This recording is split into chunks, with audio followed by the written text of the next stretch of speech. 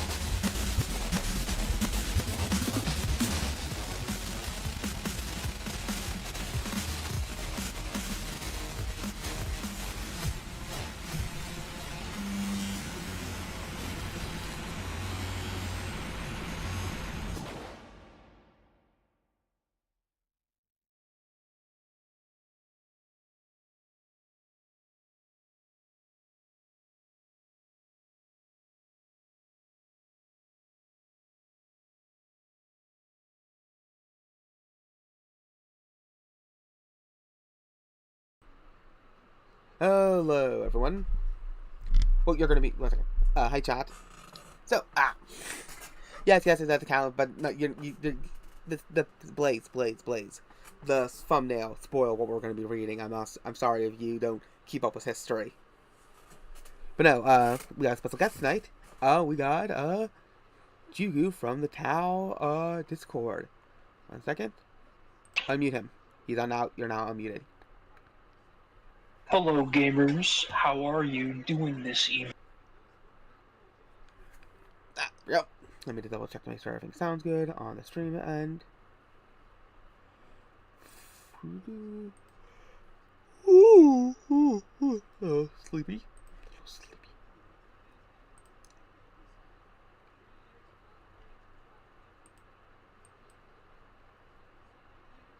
I sound good.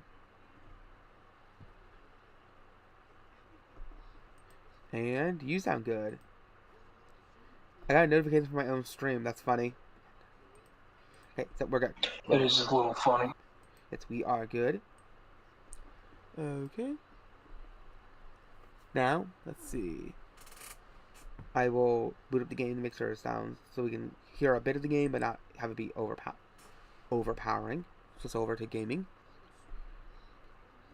All these controls should be the same.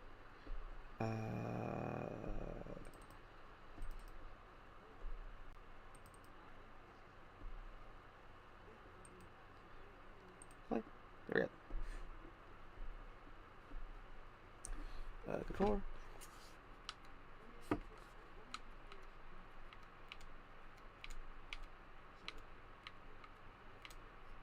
Yeah.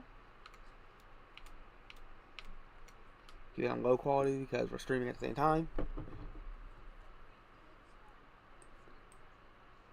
Drag you over here. Let's see, share screen.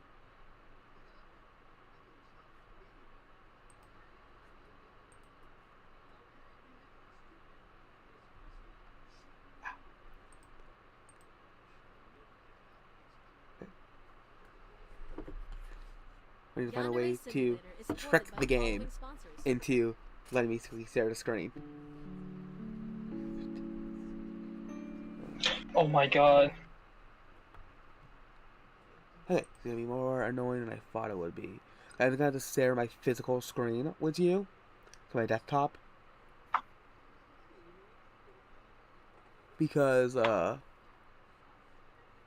it will not let Yandere Sim keeps closing up on me. Where'd it go? Where'd Yon Sim go?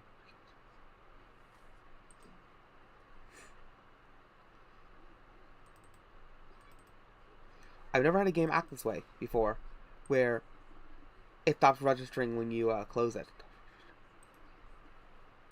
There.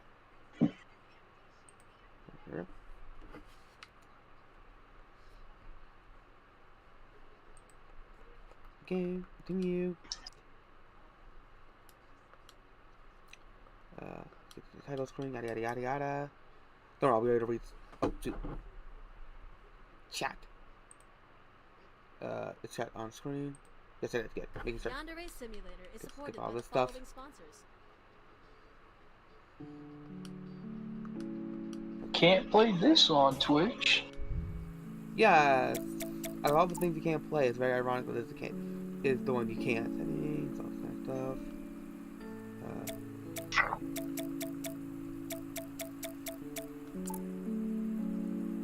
I was weak. Yes. Good enough. Yeah, it's just the most bizarrest thing. Like this.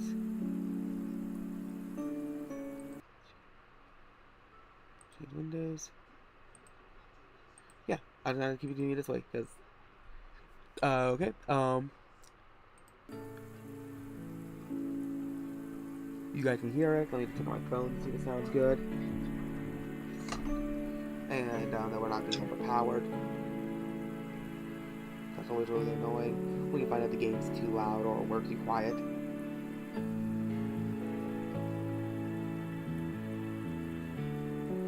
see.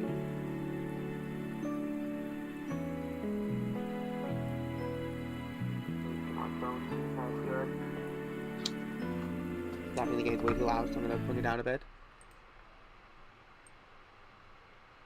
There we go. Significantly bring it down. And then I'll bring it down on my own end too. And I'll raise it up a bit. Bring it down to 10. 'Cause I don't like most video game sounds.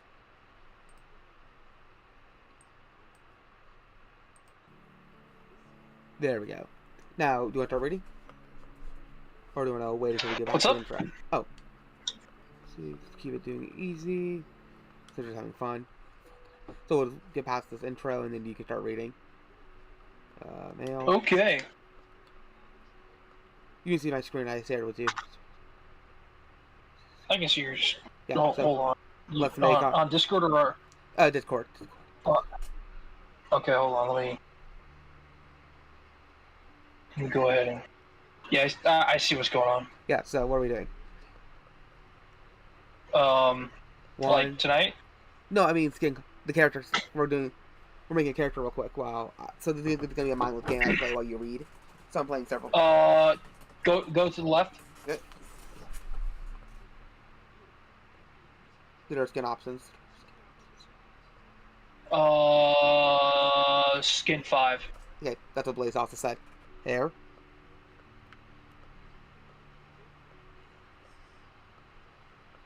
Wait, go back. That one. Okay. Color. No. Go. No. Go back up. Go to 8. Yeah, this one. That one. Okay.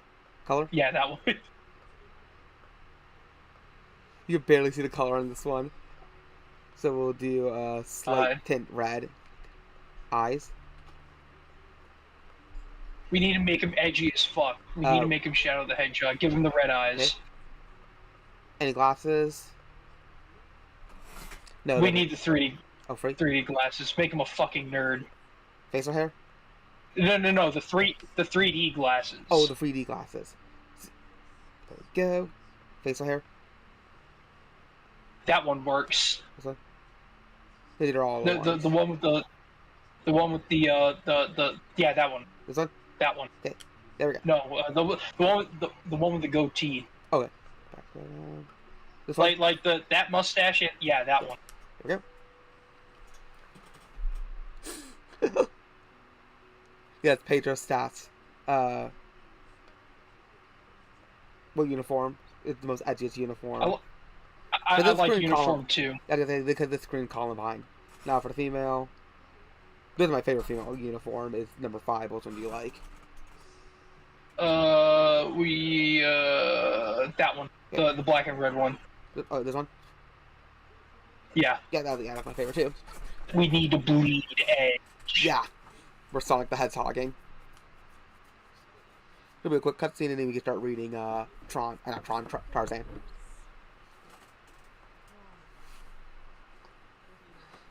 Nope, too late. We already made him.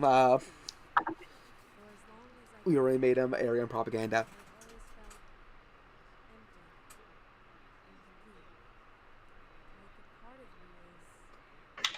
God, what the fuck is this PS1 ass looking cutscene?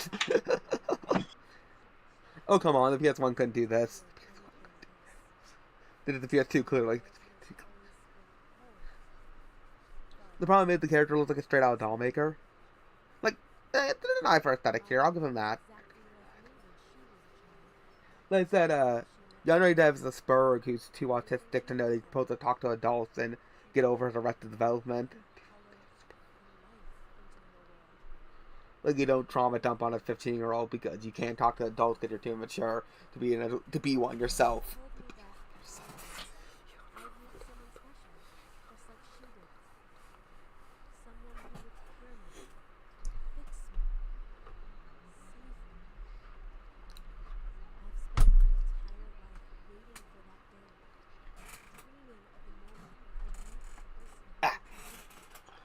Well, he bought the models. So, like I said, I don't mind people buying assets, like I said. The game has a lot of problems, and he's a bad developer, because he refuses to take advice, but there are a lot of misconceptions about the coding. This one guy did a great debug. The game? This one guy did a great debugging of the game, where he completely decompiled it, and went for every single part of the code, and what problem it had. And fixed so that the if-ands were not the main problem.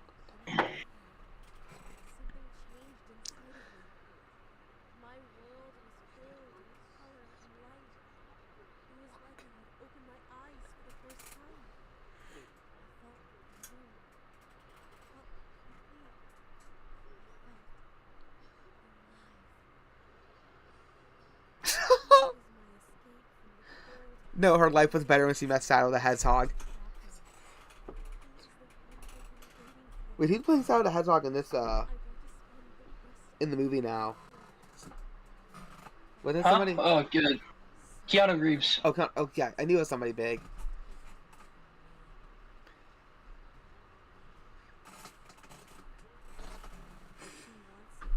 Well, I think somebody implemented the guy who debugged the. I was talking about Tiny Bills, and like that, Tiny Bills kind of imploded themselves.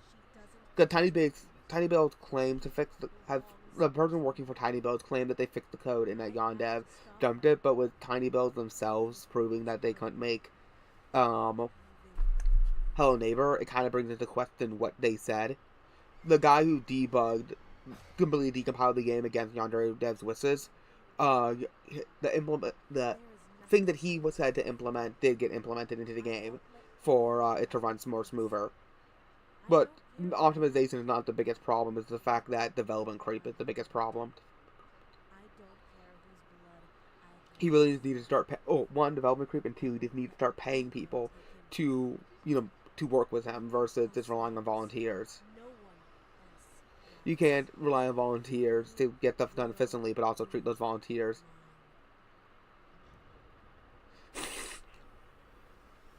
Well, everybody in this game is over 18, so yeah, he could be like 20 something. And there is him. But yeah, I used to play the original, like, more sandbox version of this game back in the day as a kid all the time. I would just put on random political YouTubers that were now as an adult realizing they're just complete morons, and then I would just play this game in Mirror's ads.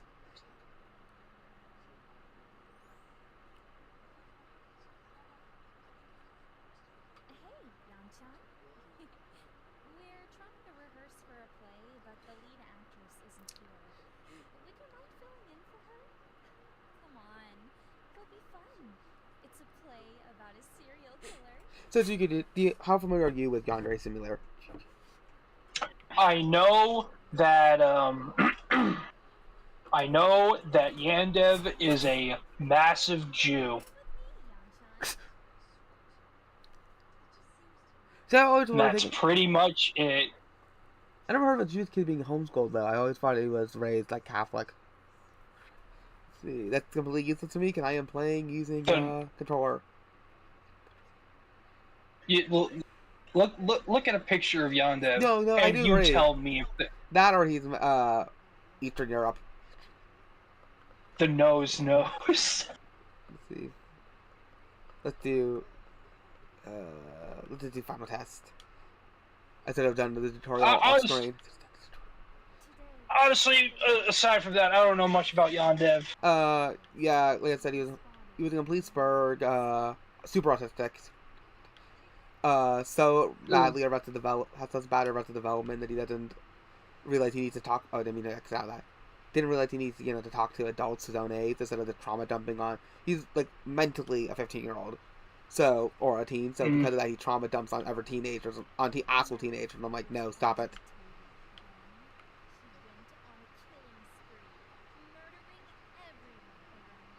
So, am I good to start reading Tarzan of the Apes? Yes. Alrighty then. Chapter 1, Out to Sea. I had this story from one who had no business to tell it to me, or to any other. I may credit the seductive influence of an old vintage upon the narrator for the beginning of it, and my own skeptical incredulity during the days that followed for the balance of the strange tale.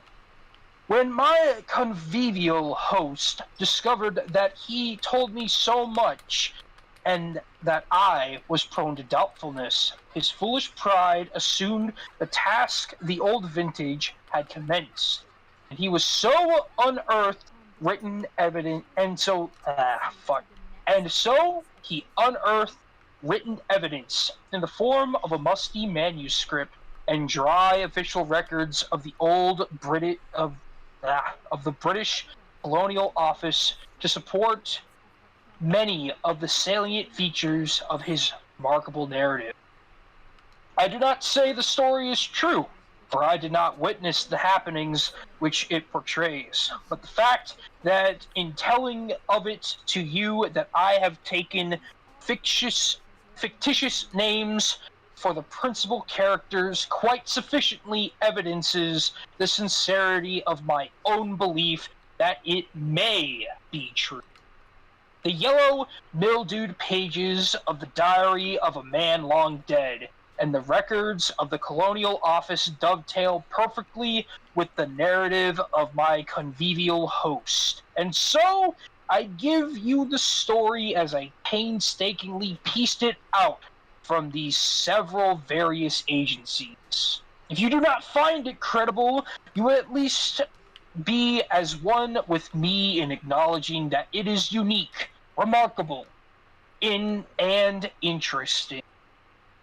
From the records of the Colonial Office and from the dead man's diary, we learn that a certain young English nobleman, whom we shall call John Clayton, Lord Greystoke, was commissioned to make a peculiarly delicate investigation of conditions in a British West Coast African colony from whose simple native inhabitants another European power was known to be recruiting soldiers for its native army, and which it used solely for the forcible collection of rubber and ivory from the savage tribes along the Congo and the Aruwimi. The natives of the British colony complained that many of their young men were enticed away through the medium of fair and glowing promises. but that few, if any, ever returned to their families. The Englishmen in Africa went even further, saying that these poor blacks were held in virtual slavery, since after their terms of enlistment expired, their ignorance was imposed upon by their white officers, and they were told that they had yet several years to serve. And so, the Colonial Office appointed John Clayton to a new post in British West Africa, but his confidential instructions centered on a thorough investigation of the unfair treatment of black British subjects by the officers of a friendly European power. Why he was sent is, however, of little moment to this story, for he never made an investigation, nor, in fact, did he ever reach his destination.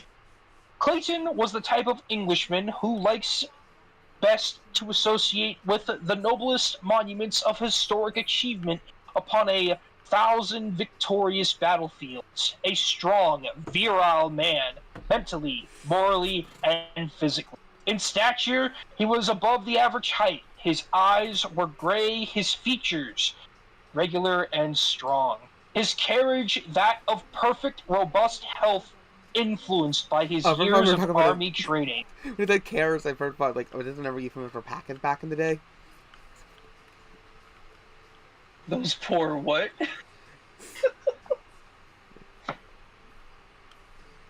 No, Blaze, this is going to be, you'll see. Now, yeah, this will throw you off, because, yeah, I was surprised when I learned about Clayton, how different the movie did him. Don't spoil it.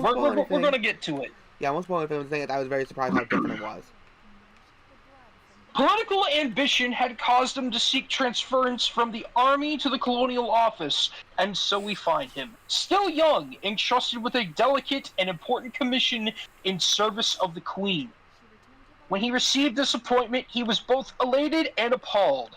The preferment seemed to him in the nature of a well-merited reward for painstaking and intelligent service, and as a stepping stone to posts of greater importance and responsibility.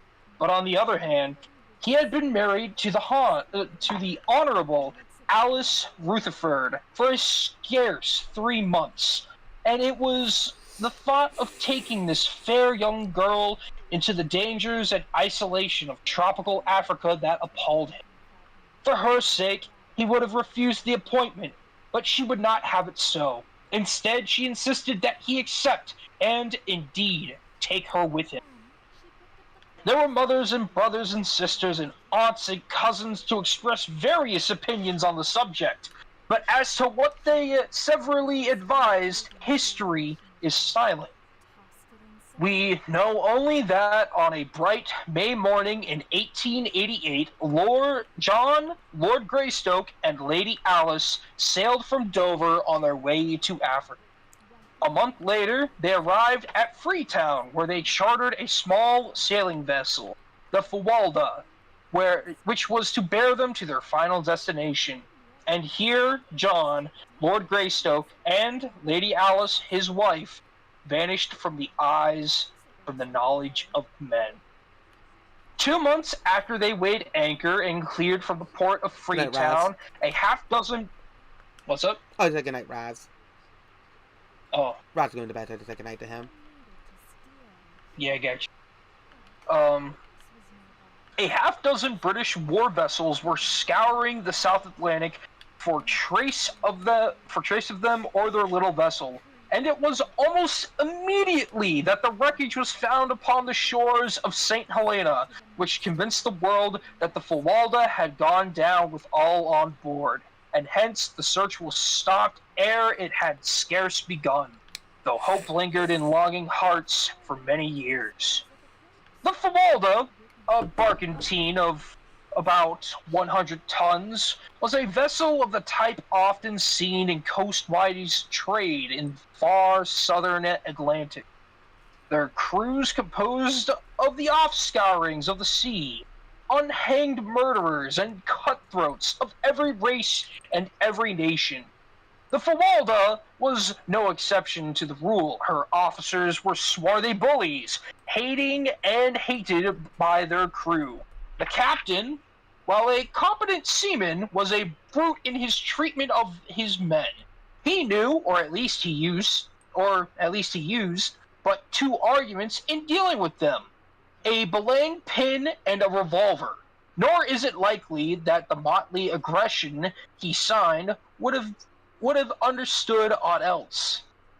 So it was from that second day out from Freetown, John Clayton and his young wife witnessed scenes upon the deck of the Fawalda that they had believed were never enacted outside the covers of printed stories of the sea. It was on the morning of the second day.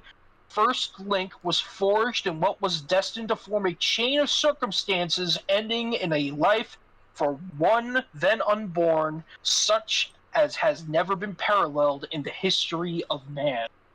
Two sailors were washing down the decks of the Fawalda. The first mate was on duty, and the captain had stopped to speak with John Clayton and Lady Alice.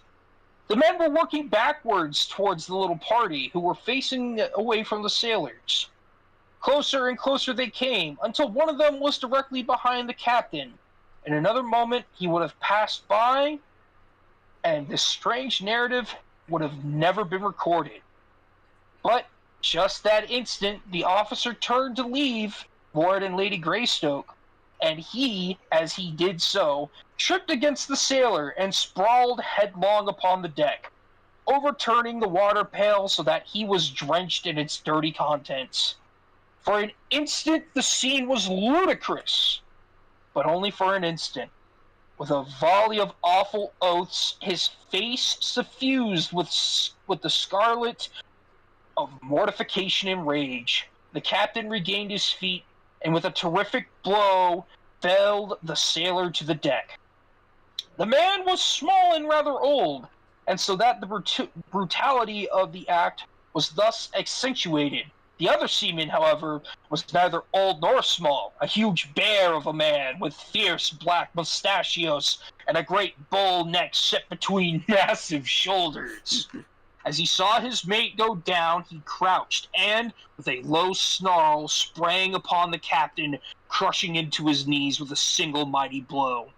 From scarlet the officer's face went white, for this was mutiny, and mutiny he had met and subdued before his brutal career. Without waiting to rise, he whipped a revolver from his pocket, firing point blank at the great mountain of muscle towering before him.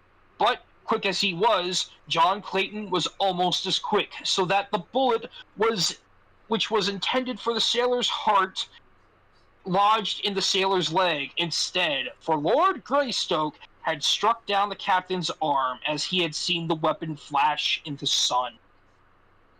Words passed between Clayton and the captain, the former making it plain that he was disgusted with the brutality displayed toward his crew, nor would he countenance anything further of the kind while he and Lady Greystoke remained passengers.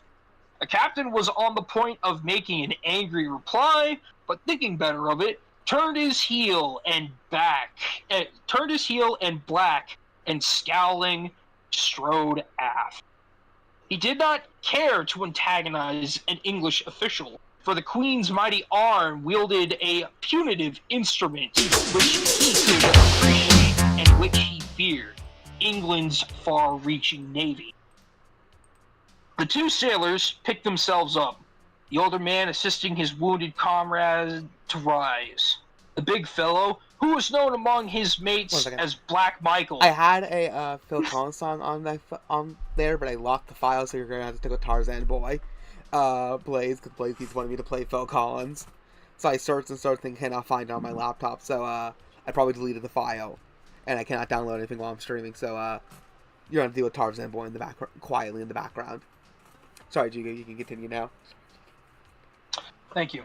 Tried his leg gingerly, and finding that it bore his weight, turned to Clayton with a word of gruff thanks. Though the fellow's tone was surly, his words were evidently well meant. Ere he had scarce finished his little speech, he had turned and was limping off towards the forecastle with the very apparent intention of forestalling any further conversation. They did not see him for several days, nor did the captain accord them more than the surliest of grunts when he was forced to speak to them, rather. They took their meals in his cabin, as they had before the unfortunate occurrence, but the captain was careful to see that his duties never permitted him to eat at the same time. The other officers were coarse, illiterate fellows, but little above the villainous crew they bullied, and were only too glad to avoid social intercourse with the polished English noble and his lady, so that the Claytons were left very much to themselves. This in itself accorded perfectly with their desires, but it also rather isolated them from the life of the little ship, so that they were unable to keep in touch with the daily happenings, which were to culminate soon in bloody tragedy. There was, in the whole atmosphere of the craft, that undefinable something which presages disaster. Outwardly, to the knowledge of the Claytons, all went on before upon this little vessel, but that there was an undertow leading them towards some unknown danger both felt, though they did not speak of it to each other. On the second day after the wounding of Black Michael, Clayton came on deck just in time to see the limp body of one of the crew being carried below by 4 of his fellows, while the first mate, a heavy belaying pin in his hand, stood glowering at the little party of sullen sailors. Clayton asked no questions. He did not need to, and the following day, as the great lines of a British battleship grew out of the distant horizon, he half determined to demand that he and Lady Alice be put aboard her, for his fears were steadily increasing that nothing but harm could result from remaining with the lowering, sullen Fawalda. Toward noon, they were within speaking distance of the British vessel, but when Clayton had nearly decided to ask the captain to be put aboard her, the obvious ridiculousness of such a request became suddenly apparent. What reason could he give the officer commanding Her Majesty's ship for desiring to go back in the direction from which he had just come? What if he had told them that 2 insubordinate seamen had been roughly handled by their officers? They would but laugh in their sleeves and attribute his reason for wishing to leave the ship to but one thing: cowardice. John Clayton, Lord Greystoke, did not ask to be transferred to the British man-of-war. Later in the afternoon, he saw her upper works fade below the far horizon, not before he learned that which confirmed his greatest fears, and caused him to curse the false pride which had restrained him from seeking safety for his young wife a few short hours before, when safety was within reach, a safety which was now gone forever. It was mid-afternoon that brought the little old sailor, who had been felled by the captain a few days before, to where Clayton and his wife stood by the ship's side, watching the ever-diminishing outlines of the great battleship. The old fellow was polishing brasses, and as he came edging along until close to Clayton, he said in an undertone, "Hell's to pay, sir, on this here craft, and mark my word for it, sir, hell's to pay." "What do you mean, my good fellow?" "Why, hasn't you see what's going on? Hasn't you heard that devil spawn of a captain and his mates knocking the blooming lights out and after the crew? 2 busted heads yesterday, and 3 today. Black Michael's as good as new again, sir. He's not the bully to stand for it, not he. And mark my word for it, sir." "You mean, my man, that the crew contemplates mutiny?" asked Clayton. "Mutiny!" exclaimed the old fellow. "Mutiny! They means murder, sir, and mark my words for it, sir. When? Hit's coming, sir, hit's coming, but I'm not saying when, and I've had too damn much now. But ye was a good sort the other day, and I thought it would be no more right than to warn ye. But keep a still tongue in your head when you're shooting. but keep a still tongue in your head. And when you hear shooting, get below and stay there. That's all. Only keep a still tongue in your. That's all. Only keep a still tongue in your head, or they'll put a pill between your ribs. And mark my words for it, sir. And the old fellow went on with his polishing, which carried him away from where Clayton's were standing. "The deuced cheerful outlook, Alice," said Clayton. "You should warn the captain at once, John. Possibly the trouble may yet be averted," she said. "I suppose I should. But yet, from purely selfish motives, I am almost prompted to keep a still tongue in my head. Whatever they do now, they will spare us in recognition of my stand for this fellow Black Michael. But should they face that I betrayed them there, would be no... but should they find that I had betrayed them, there would be no mercy for us, Alice. You have but one duty, John, and that lies in the interest of vested authority. If you do not warn the captain, you're as much a party to whatever follows as though you had helped to plot and carry it out with your own head and hands." "You do not understand, dear," replied Clayton. "You do not understand, dear," replied Clayton. "It is of you I am thinking. There lies my first duty. The captain has brought this condition upon himself. So then why should I risk subjecting my wife to unthinkable horrors in a probably futile attempt to save him from his own brutal folly? You have no conception, dear, of what is to follow here were this pack of cutthroats to gain control of the Fawalda. Duty is duty, John, and no amount of sophistries may change it. I would be a poor wife for an English lord were I to be responsible for his shirking a plain duty. I realize the danger which must follow, but I can face it with you." Have it as you will, then, Alice," he answered, smiling. Maybe we're borrowing trouble. Well, I do not like the look of things on board this ship. They may not be so bad after all, for it is possible the ancient mariner was but voicing the desires of his wicked old heart rather than speaking of real facts. Mutiny on the high seas may have been common 100 years ago, but in this current year, 1888, that's not the real line. In this good year, 1888, it is the least likely of happenings. But there goes the captain to his cabin now. If I'm going to warn him, I might as well get the beastly job over, for I have little stomach to talk with the brute at all. So he strolled carelessly in the direction of the companionway, through which the captain had passed, and a moment later was knocking at his door. "Come in," growled the deep tones of the surly officer. When Clayton had entered and closed the door behind him, "Well, I have come to report the gist of a conversation I heard today, because I feel that, while there may be nothing to it, it is as well that you may be forearmed. In short, I think I the soft men locked the game. What's up? I think I soft locked the game. So you keep reading over. I'll fix it. Oh, cool. Thank you, Andre. The men Very contemplate mutiny and murder. It's a lie, roared the captain. And if you have been interfering again with the discipline of the ship or meddling in the affairs that don't concern you, you can take the consequences and be damned. I don't care whether you're an English lord or not. I'm the captain of this here ship. From now on, you keep your meddling nose out of my business.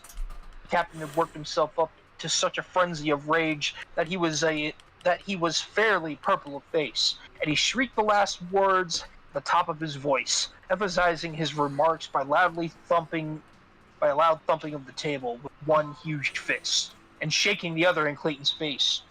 Greystoke never turned a hair, but stood eyeing the excited man with level gaze. "Captain Billings," he drawled finally, "if you will pardon my candor, I might remark that you are something of an ass." Whereupon he turned and left the captain with the same indifferent ease that was habitual with him, and which was more surely calculated to raise the ire of a man of Billings' class than a torrent of invective. So, whereas the captain might have easily been brought to regret his hasty speech had Clayton attempted to conciliate him, his temper was now irrevocably set in the mold in which Clayton had left it, and the last chance of their working together for the common good was now gone. "Well, Alice," said Clayton as he rejoined his wife, "I might have saved my breath. The fellow proved most ungrateful. Fairly jumped at me like a mad dog. He and his blasted old ship may hang for aught I care, and until we are safely off this thing, I shall spend my energies in looking after our own welfare. And I rather fancy the first step to that end should be to go to our cabin and look over my revolvers. I am sorry now that we packed the larger guns and ammunition with the stuff below." They found their quarters in a state of bad disorder. Clothing from their open boxes and bags strewed the little apartment, and even their beds had been torn to pieces. "Evidently, someone was more anxious about our belongings than we," said Clayton. "Let's have a look around, Alice, and see what's missing." A thorough search revealed the fact that nothing had been taken but Clayton's 2 revolvers and a small supply of ammunition he had saved out for. "Those are the very things I most wish they had left," said Clayton. "And the fact that they wished for them and them alone is most sinister." "What are we going to do, John?" asked his wife. "Perhaps you were right in that our best chance lies in maintaining a neutral position. If the officers were able to prevent a mutiny, we have nothing to fear, while if the mutineers are victorious, our one slim hope lies in not having attempted to thwart or antagonize. Right you are, Alice. We'll keep the middle of the road." As they started to straighten up to their cabin, Clayton and his wife simultaneously noticed the corner of a piece of paper protruding from beneath the door of their quarters. As Clayton stooped to reach for it, he was amazed to see it move further into the room, and then he realized that it was being pushed inward by someone from without. Quickly and silently, he stepped toward the door, but as he reached for the knob to throw it open, his wife's hand fell upon his wrist. "No, John," she whispered. "They do not wish to be seen, and so we cannot afford to see them. Do not forget that we are keeping the middle of the road." Clayton smiled and dropped his hand to his side. Thus they stood watching the little bit of paper until it finally remained at rest upon the floor inside the door. Then Clayton's... Oh yeah, that's a typo. Then Clayton stooped and picked it up. Book? Yeah, there's an opening quotation mark, but there's no close quotation mark. Then Clayton stooped and picked it up. It was a bit of grimy white paper, roughly folded into a ragged square. Opening it, they found a crude message printed almost illegibly and with many evidences of an unaccustomed task. Translated, it was a warning to the Claytons to refrain from reporting the loss of the revolvers, or from repeating what the old sailor had told them, to refrain on the pain of death. "I rather imagine we'll be good," said Clayton with a rueful smile. "About all we can do is sit tight and wait for whatever may come." Chapter 2. The Savage Home. Nor did they have long to wait for the next... Actually, before I continue reading into this, I need some water. What do you think so far? What does everyone think so far? Like I said, it's just such a culture shock from growing up with the Disney film, and having Clayton, be like a chill bro, and like like a normal person, instead of just being like, "Ooh, my gorilla money," but posters. So it's like they did him dirty in the movie now. That's how normal he is in the book. I mean, his parents did shipwreck in... Did work for that. His parents did have a shipwreck in the movie. So, Well, but about Clayton. we're gonna continue.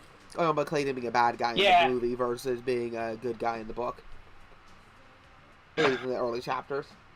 That we haven't made it to the burning ship. Blaze isn't directed. We're gonna get to it. Yeah, like I said, no. We're gonna get to it, Blaze. Like I said, I'll listen to audio, because this is what I'll do at work. I'll do this at work, or I'll do this at home. I'll listen to audiobooks while doing everything. So, like, do kind of like a little audiobook.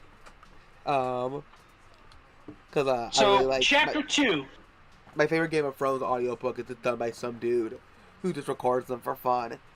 So I do periodically hear his cat meow in the background. Oh, excuse me.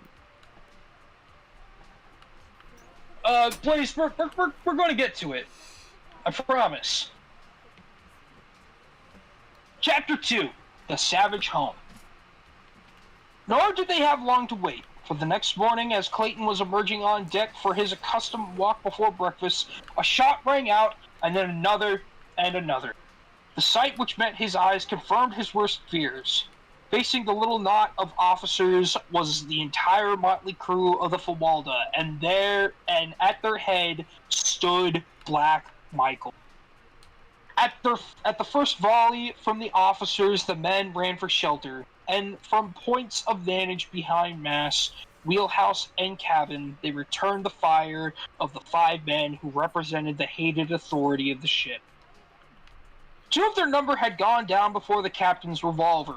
They lay where they had fallen between the combatants. But then the first mate lunged forward upon his face, and at a cry of command from Black Michael, the mutineers charged the remaining 4. The crew had been able to muster but 6 firearms, and so most of them were armed with boat hooks, axes, hatchets, and crowbars. The captain had emptied his revolver and was reloading as the charge was made. The second mate's gun had jammed, and so there were but 2 weapons as opposed to the mutineers as they bore down upon the officers, who now started to give back before the infuriated rush of their men. Both sides were cursing and swearing in a frightful manner, which, together with the reports of the firearms and the screams and groans of the wounded, turned the deck of the Fawalda into the likeness of a madhouse. Before the officers had taken a dozen backward steps, the men were upon them. An axe in the hands of a burly Negro cleft the captain from forehead to chin, and an instant later, others were down, dead or wounded from dozens of blows and bullet wounds. Short and grisly had been the work of the mutineers of the Fawalda, and through it all, John Clayton had stood leaning carelessly beside the companionway, puffing meditatively upon his pipe, as though he had been but watching an indifferent cricket match. As the last officer went down, he thought it was time that he return to his wife, lest some members of the crew find her alone below. Yes, Blaze, Though he is the outwardly same Clayton from the movie. They completely changed the character in the movie. But we're going to get to it, Blaze. Yeah. I promise. Though outwardly calm and indifferent, Clayton was inwardly apprehensive and wrought up, for he feared for his wife's safety at the hands of these ignorant half-brutes, into whose hands fate he had so remorselessly thrown them. As he turned to descend the ladder, he was surprised to see his wife standing on the steps at his side. "How long have you been standing there, Alice?" "Since the beginning," she replied. "How awful, John. Oh, how awful.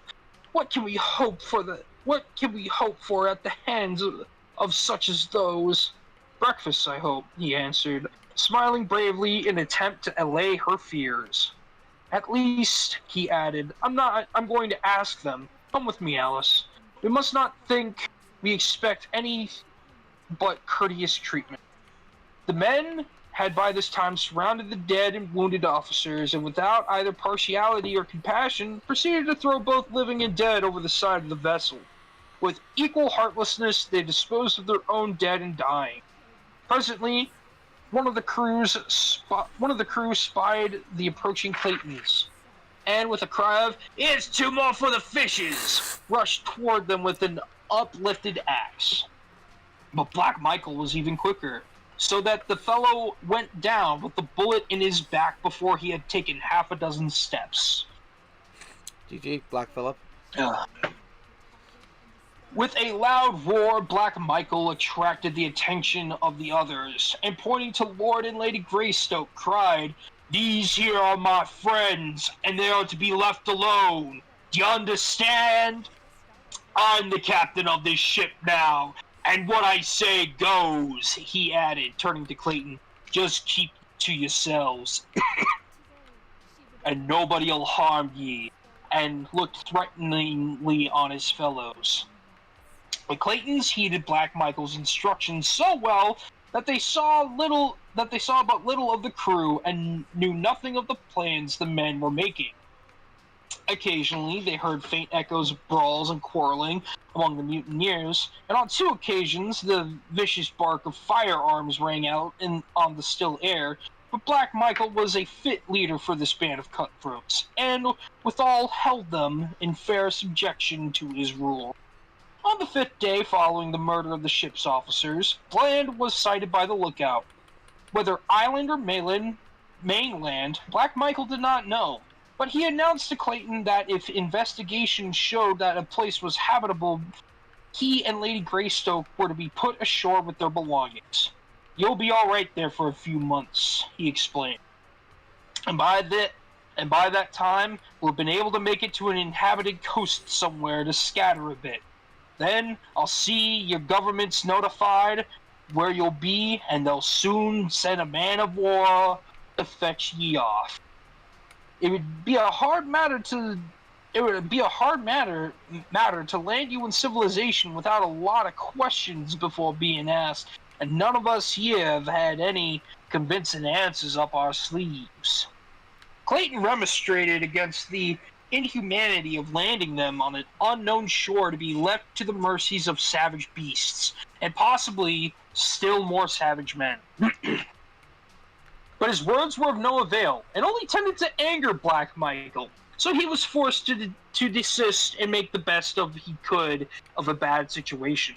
About 3 o'clock in the afternoon, they came about off a beautiful wooded shore opposite the mouth of what appeared to be a landlocked harbor.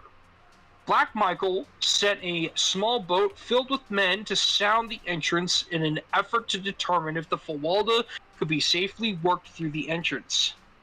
In about an hour, they returned to report deep water through the passage as well as into the little basin. Before dark, the barkentine lay peacefully at anchor upon the bosom of the still mirror-like surface of the harbor. The surrounding shores were beautiful with semi-tropical verdure, while in the distance the country rose from the ocean in hill and tableland, almost uniformly clothed by primeval forests. No signs of habitation were visible, but that the land might easily support human life was evidenced by the abundant bird and animal life, of which the watchers of the Fawalda's deck caught occasional glimpses, as well as by the shimmer of a river which emptied into the harbor, ensuring fresh water in plenitude. As darkness settled upon the earth, Clayton and Lady Alice still stood by the ship's rail in silent contemplation of their further abode. From the dark shadows of the mighty forest came the wild calls of savage beasts, the deep roar of the lion, and occasionally the shrill scream of a panther. The woman shrank closer to the man in terror-stricken anticipation of the horrors lying in wait for them, in the awful blackness of nights to come, when they should be alone upon that wild and lonely shore. Later in the evening, Black Michael joined them long enough to instruct them to make their preparations for landing on the morrow. They tried to persuade him to take them to some other more hospitable coast near enough to civilization so that they might hope to fall into friendly hands. But no pleas or threats or promises of reward could move him. I am only a man aboard who would rather not see you both safely dead. And, well, I know that's the sensible way to make sure of our own necks. Yet Black Michael's not the man to forget a favor. You saved my life once, and in return, I must spare yours, but that's all I can do. The man won't stand for any more, and if we don't get you landed pretty quickly, they may even change their minds about giving you that much show. I'll put your stuff ashore with you as well as cooking utensils and some old sails for tents, and enough grub to last you until you can find some fruit and game. With your guns for protection, you ought to be able to live here easy enough until help comes. When I get hid safely away, I'll see to it that the British government learns about where you be. For the life of me, I couldn't tell them exactly where, for I don't know myself. But they'll find you all right. After he had left them, they went silently below, each wrapped in gloomy forebodings. Clayton did not believe that Black Michael had the slightest intention of notifying the British government of their whereabouts, nor was he any too sure but that some treachery was contemplated for the following day, when they should be on shore with the sailors, who would have to accompany them with their belongings. Once out of Black Michael's sight, it's like, I don't think he's going to. It's like that. I don't think he's going to report what's gonna happen. I'm gonna see like what's that? British accent. Like, you know what? I think this guy might be a rough galligan. Once out of Black Michael's sight, any of the men might strike them down, and still leave Black Michael's conscience clear. And even should they escape that fate, was it not to be faced with far graver dangers? Alone, he might hope to survive for years, for he was a strong, athletic man. What of Alice? And that other little life so soon to be launched amidst the hardships and grave dangers of a primeval world? The man shuddered as he meditated upon the awful gravity, the fearful helplessness of their situation. But it was a merciful providence which prevented him from foreseeing the hideous reality which awaited them in the grim depths of that gloomy wood. Early next morning, their numerous chests and boxes were hoisted on deck and lowered to waiting small boats for transportation to shore. Excuse me. There was a great quantity and variety of stuff, as the Claytons had expected a possible 5 to 8 years residence in their new home. Thus, in addition to the many necessities they had brought, there were also many luxuries. Black Michael was determined that nothing belonging to the Claytons should be left aboard. Whether out of compassion for them, or in furtherance of his own self-interest, it would be difficult to say. There was no question that the presence of property of a missing British official upon a suspicious vessel would have been a difficult thing to explain in any civilized port in the world. So zealous were his efforts to carry out his intentions that he insisted upon the return of Clayton's revolvers to him by the sailors in whose possessions they were. Into the small boats were also loaded salted meats and biscuit, with a small supply of potatoes and beans, matches, and cooking vessels, and a chest of tools and the old sails which Black Michael had promised them. As though himself fearing the very thing which Clayton had suspected, Black Michael accompanied them to shore, and was the last to leave them when the small boats, having filled the ship's casks with fresh water, were pushed out towards the waiting Fawalda. As the boats moved slowly over the smooth waters of the bay, Clayton and his wife stood silently watching their departure. In the breasts of both a feeling of impending disaster and utter hopelessness. And behind them, over the edge of a low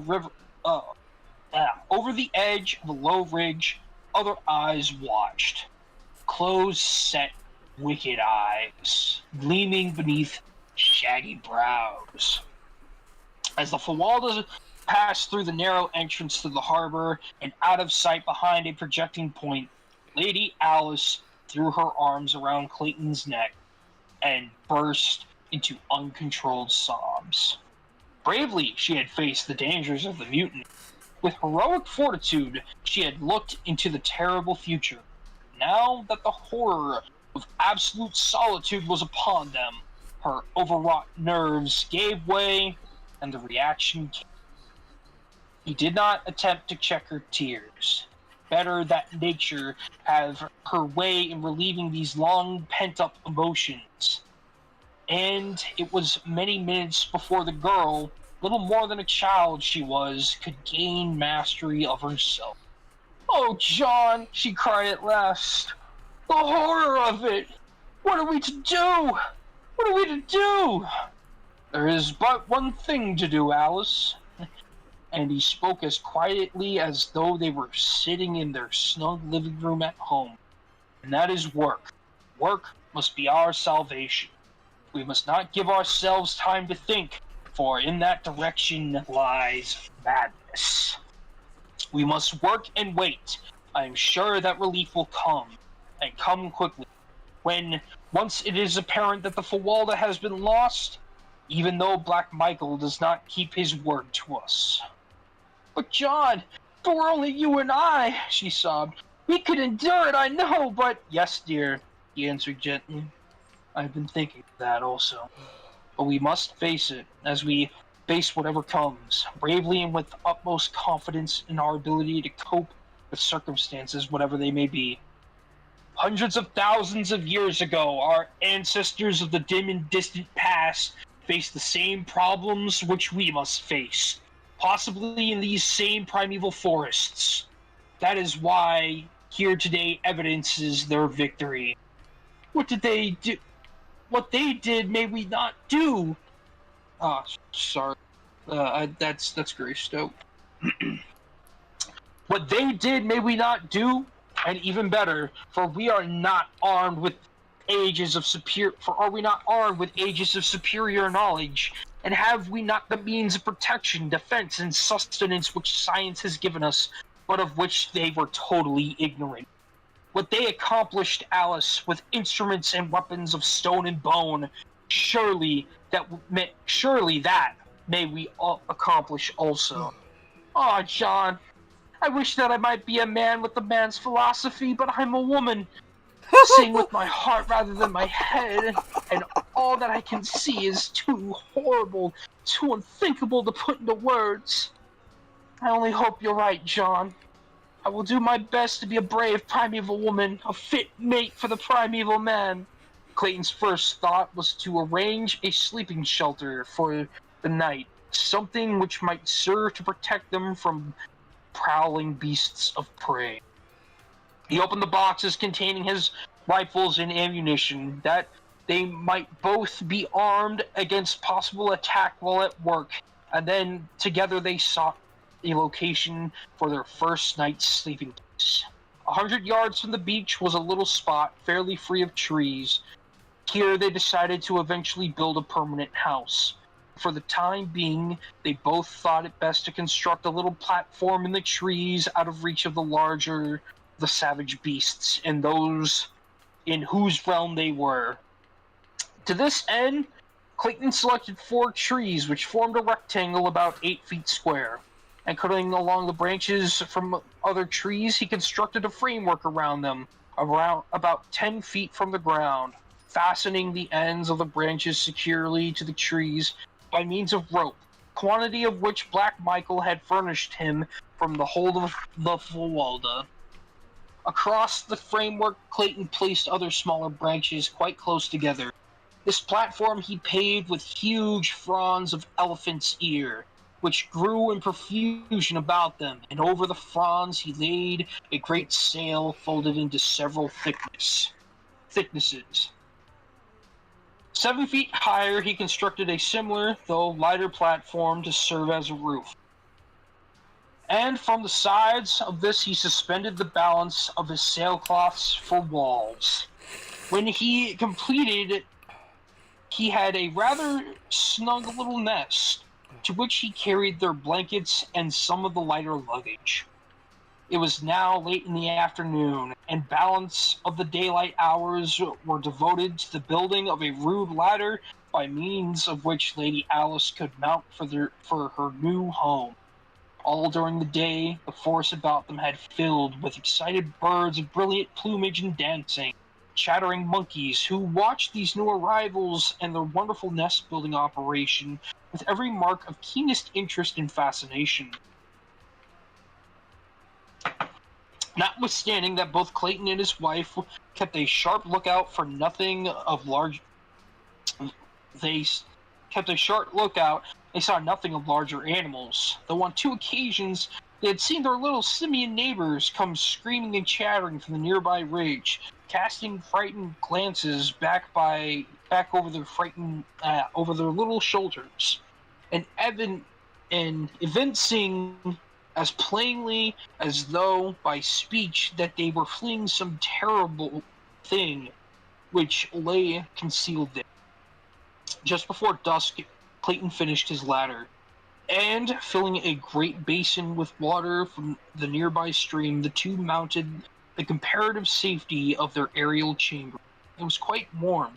Clayton had left the side curtains thrown back over as a roof, and as they sat, like Turks, upon their blankets, Lady Alice, straining her eyes into the darkening shadows of the wood, suddenly reached out and grasped Clayton's arms. "John," she whispered, "look! What is it? A man?" As Clayton turned his eyes in the direction she indicated, she saw silhouetted dimly against the shadows beyond, a great figure standing upright upon the ridge. For a moment it stood, as though listening, and then turned slowly and melted into the shadows of the jungle. "What is it, John?" "I do not know, Alice," he answered gravely. "It is too dark to see so far, and it may have been but a shadow cast by the rising moon." "No, John, if it was not a man, it was some huge and grotesque mockery of a man.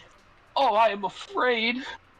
He gathered her into his arms, whispering words of courage and love into her ears. Soon after, he lowered the curtain walls, tying them securely to trees so that, except for a little opening toward the beach, they were entirely enclosed. As it now was pitch dark within their tiny eyrie, that they lay down upon their blankets to try to gain, through sleep, a brief respite of forgetfulness. Clayton lay facing at the opening of the front, a rifle and a brace of revolvers at his hand. Scarcely they had closed their eyes, and the terrifying cry of a panther rang out from the jungle behind them. Closer and closer it came, until they could hear the great beast directly beneath them. For an hour or more they heard it sniffing and clawing at the trees which supported their platform, but at last it roamed away across the beach, where Clayton could see it clearly in the brilliant moonlight, a great, handsome beast, the largest he had ever seen. During the long hours of darkness they caught but fitful snatches of sleep, for the night noises of a great jungle teeming with a myriad of animal life kept their overwrought nerves on edge, so that 100 times they were startled to wakefulness by piercing screams or the stealthy moving of great bodies beneath them. Chapter 3: Life and Death.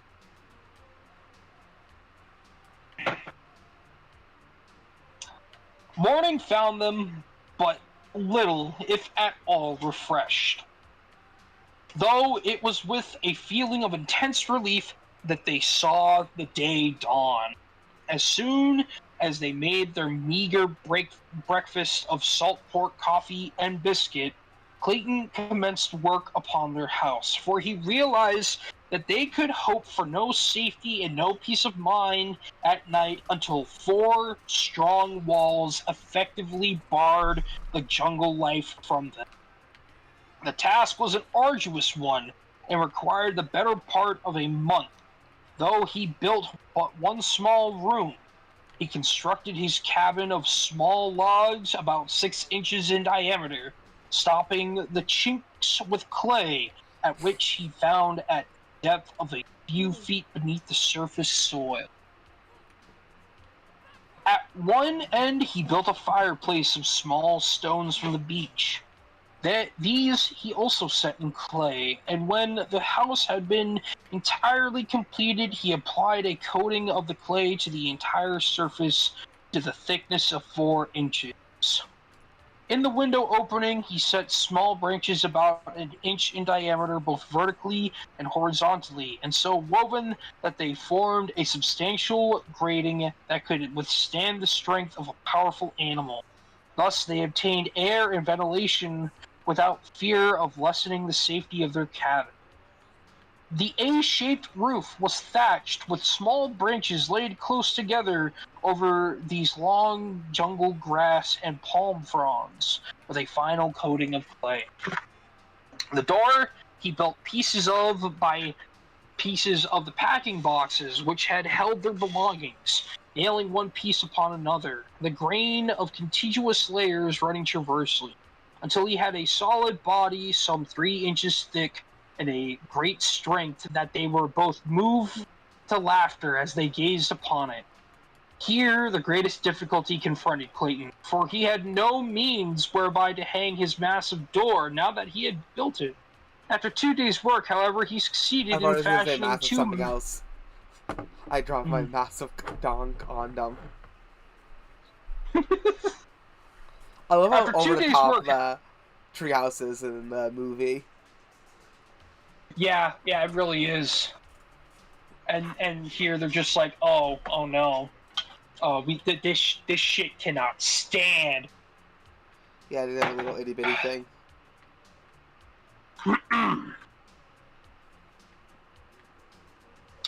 After 2 days' work, however, he succeeded in fashioning 2 massive hardwood hinges, and with these he hung the door so that it opened and closed easily.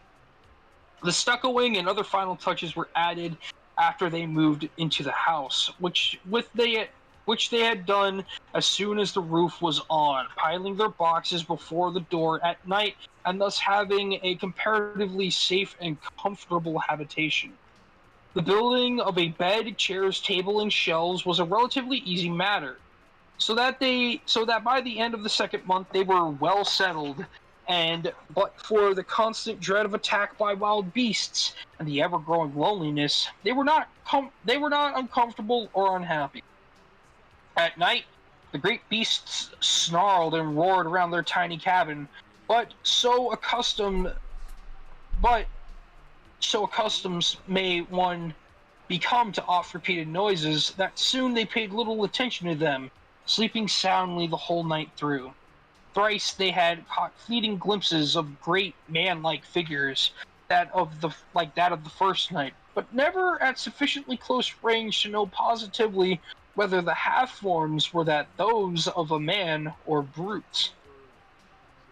The brilliant birds and little monkeys had become accustomed to their new acquaintances, and as they evidently never seen human beings before, they presently, after the first fright had worn off, approached closer and closer, impelled by that strange curiosity which dominates the wild creature of the forest and the jungle and the plain, and so within the first month several of the birds had gone so far as to even accept morsels of food from the friendly hands of the Claytons. One afternoon, while Clayton was working upon an addition to their cabin, where he had contemplated building several more rooms, a number of their grotesque little friends came shrieking and scolding through the trees from the direction of the ridge. Ever as they fled, they cast fearful glances back of them, and finally they stopped near Clayton, jabbering excitedly to him, as though to warn him of the approaching danger. At last he saw it, the thing the little monkeys so feared, the man of which the Claytons had caught occasional fleeting glimpses. It was approaching through the jungle in a semi-erect position, and now then placing the backs of its closed fists upon the ground, a great anthropoid ape, and as it advanced, it emitted a deep, guttural growl and an occasional low barking sound. Clayton was at some distance from the cabin, having come to fell a particularly perfect tree for his building operations.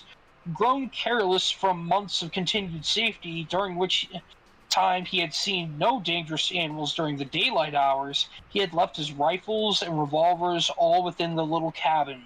And now that he saw the great ape crashing through the underbrush directly towards him, and from a direction which practically cut him off from escape, he felt a vague shiver. He felt a vague little shiver play up and down his spine.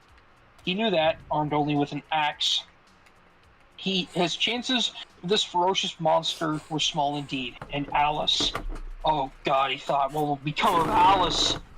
There was a slight chance of reaching the cabin. Turned and ran toward it, shouting an alarm to his wife to run in and close the great door in case the ape cut off his retreat. Lady Greystoke had been sitting a little way off from the cabin. When she heard his cry, she looked up to see the ape springing almost incredible swiftness for so large and awkward an animal in an effort to head off Clayton. With a low cry, she sprang toward the cabin, and as she entered, gave a backward glance which filled her soul with terror, for the brute had intercepted her husband, who now stood on the bay grasping his axe with both hands ready to swing it upon the infuriated animal when he should make his final charge. "Close and bolt the door, Alice," cried Clayton. "I can finish this fellow with my axe." You're not winning. But he knew he was facing a horrible death, and so did she. The ape was a great bull, probably weighing 300 pounds. Hey, No, just an like ape. me. His nasty, close-set eyes gleamed hatred from beneath his shaggy brows, and Thank while you. his great canine fangs were bared in a horrid snarl, he paused a moment before his... Over the brute's shoulder, Clayton could see the doorway of his cabin, not 20 paces distant, and a great wave of horror and fear swept over him as he saw his young wife emerge, armed with one of his rifles. She had always been afraid of firearms and would never touch them, but now she rushed towards the ape with the fearlessness of a lioness protecting its young. "Back, Alice!" shouted Clayton. "For God's sake, go back!" But she would not heed, and just then the ape charged, so that Clayton could say no more. The man swung his axe with his almighty strength, but the powerful brute seized it and broke it in those terrible hands, and tearing it from Clayton's grasp, hurled it far to one side. With an ugly snarl, he closed upon his defenseless victim, but ere his fangs had reached the throat they thirsted for, there was a sharp report, and a bullet entered the ape's back between his shoulders.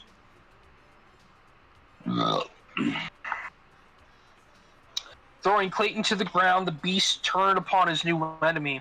There stood before him the terrified girl, vainly trying to fire another bullet into the animal's body. But she did not understand the mechanisms of the firearm, and the hammer fell futilely upon an empty cartridge.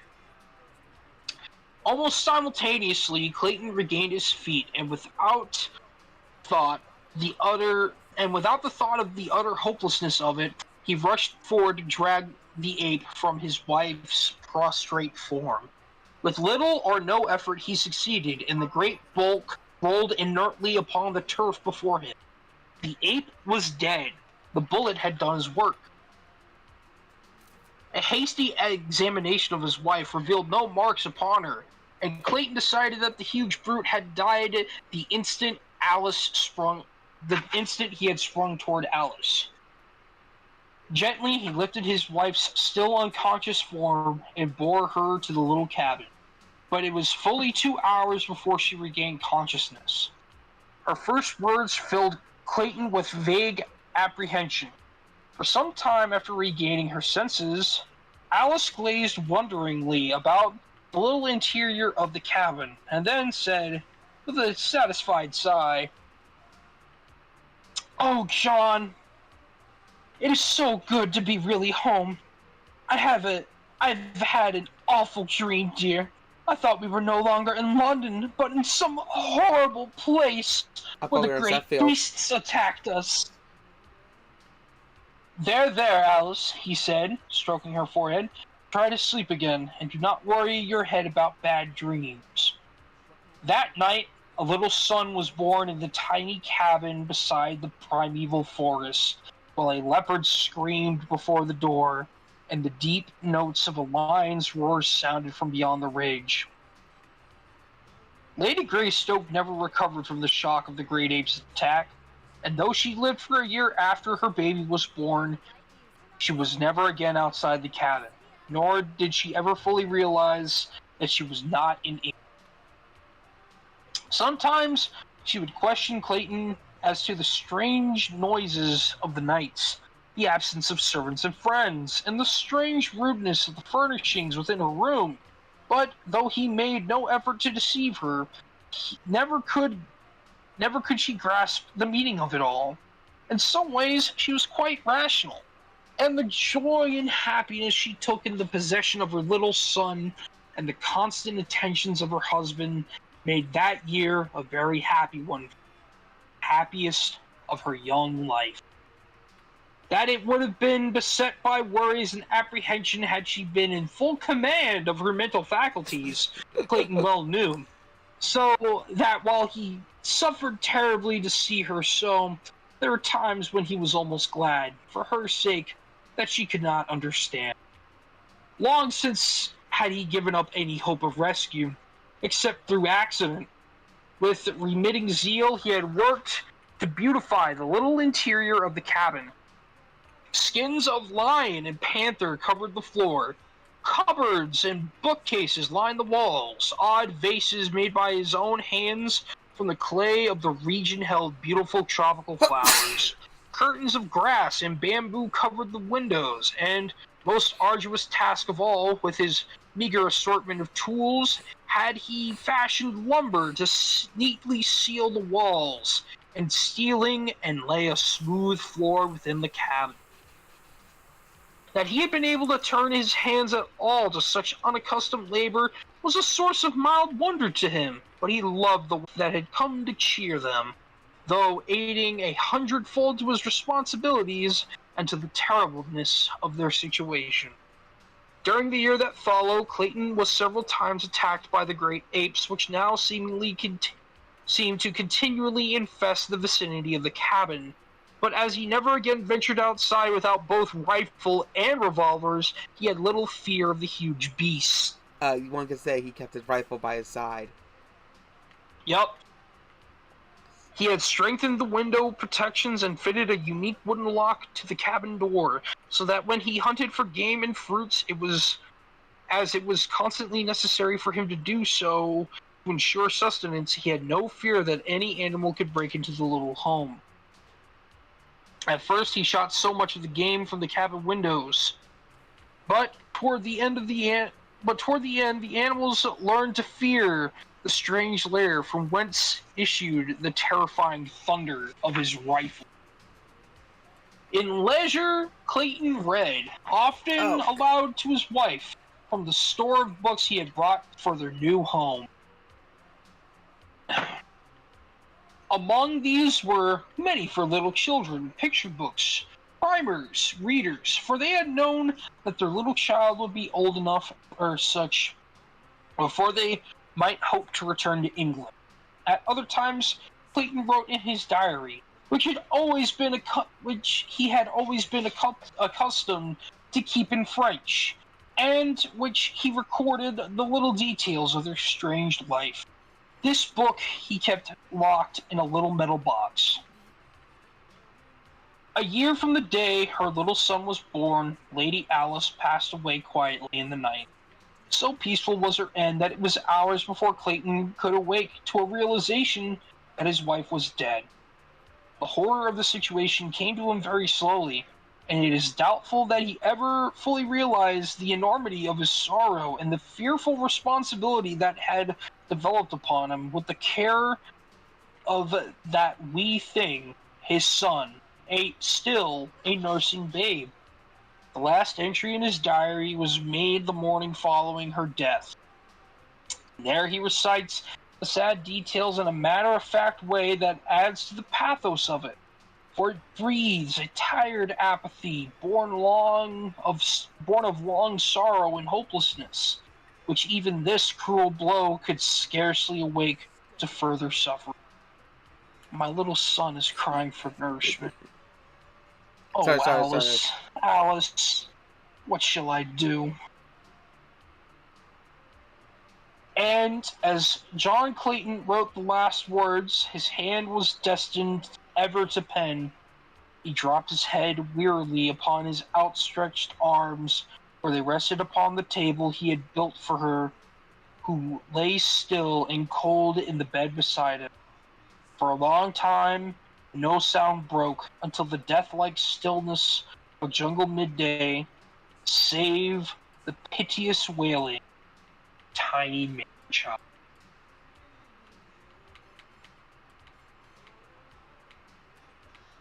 Go to the chapter. Chapter 4: The Apes. In the forest of the tableland, a mile back from the ocean, old Kerchak, the ape, was on a rampage of rage among his people. The younger and lighter members of his tribe scampered to the higher branches of the great trees to escape his wrath, risking their lives upon branches that scarcely supported their weight, rather than face old Kerchak in one of his fits of uncontrolled anger. The other males scattered in all directions, but not before the infuriated brute had felt the vertebrae of one snap between his great forming jaws. A luckless female slipped from an insecure hold upon a high branch and came crashing down almost at Kerchak's feet. With a wild scream he was upon her, tearing a great piece from her side with his mighty teeth, and striking her viciously upon her head and shoulders with a broken tree limb until her skull was crushed to jelly.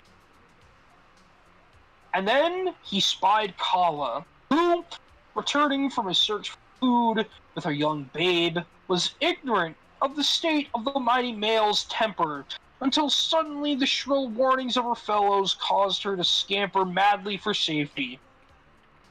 But Kerchak was close upon her, so close that he had almost grasped her ankle, and had she not made a furious leap far into space from one tree to another, a perilous chance which apes seldom ever take, unless so closely pursued by danger that there is no alternative.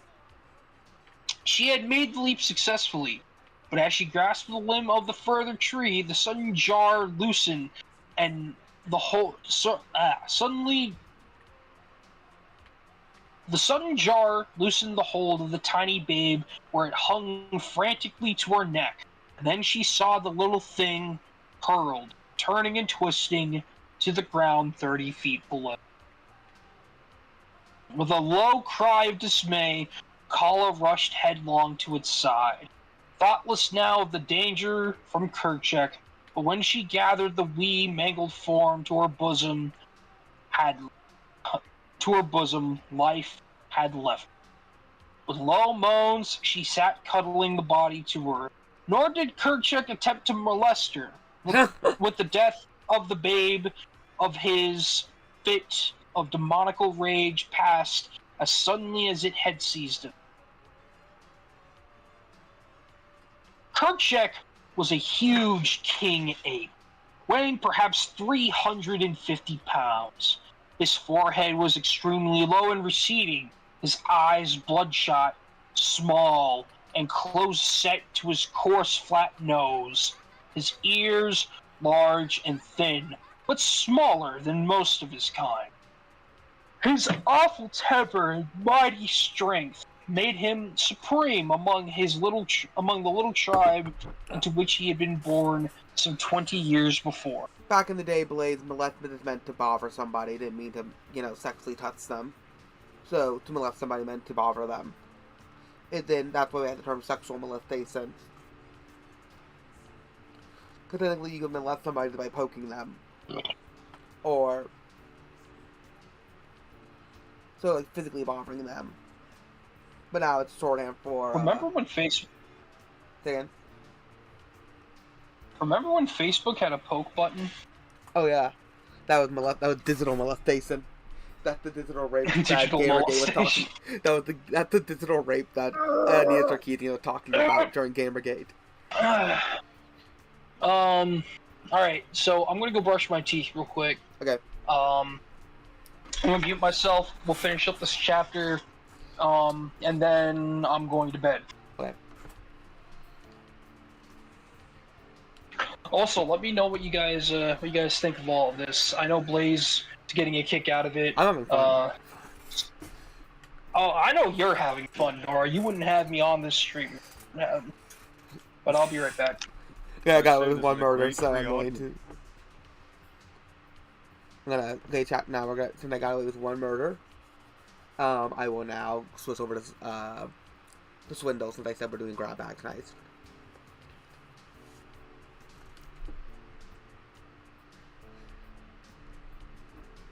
So, my goal might be to kill every single member. Every single club member would be really funny to do.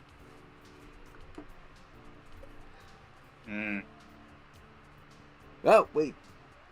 You here, boss? Yeah. How long have you been here? A while now. I had no clue. I was enjoying the book. I had no clue you were here. I'll tell you. You tell Jugu, you train him on how to do an accent, and I guarantee you can do a pretty good audiobook of Tarzan. Oh, I think so too. Like I said, but my favorite audiobook of Game of Thrones, of Song of Ice and Fire, it's done by some dude.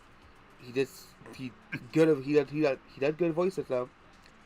Yeah, speaking of audiobooks, there's been this fantasy of mine where I pay some schizophrenic to read War of the Worlds and tell them that it's actual report. Don't do that to Mabel.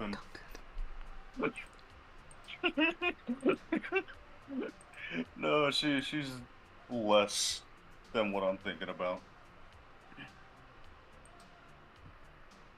Well, yeah, I think I've been here since chapter 3. I got up from a bit of a nap.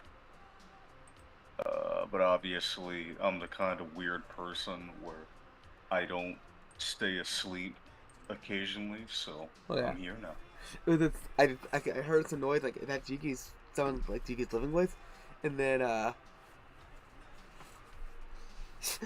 heard it again. I'm like, am I hearing things? Cause like the light in the light downstairs turned on.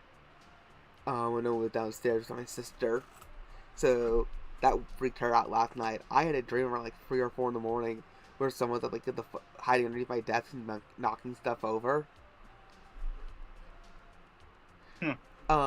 Plus I also was explaining what the rake was last night.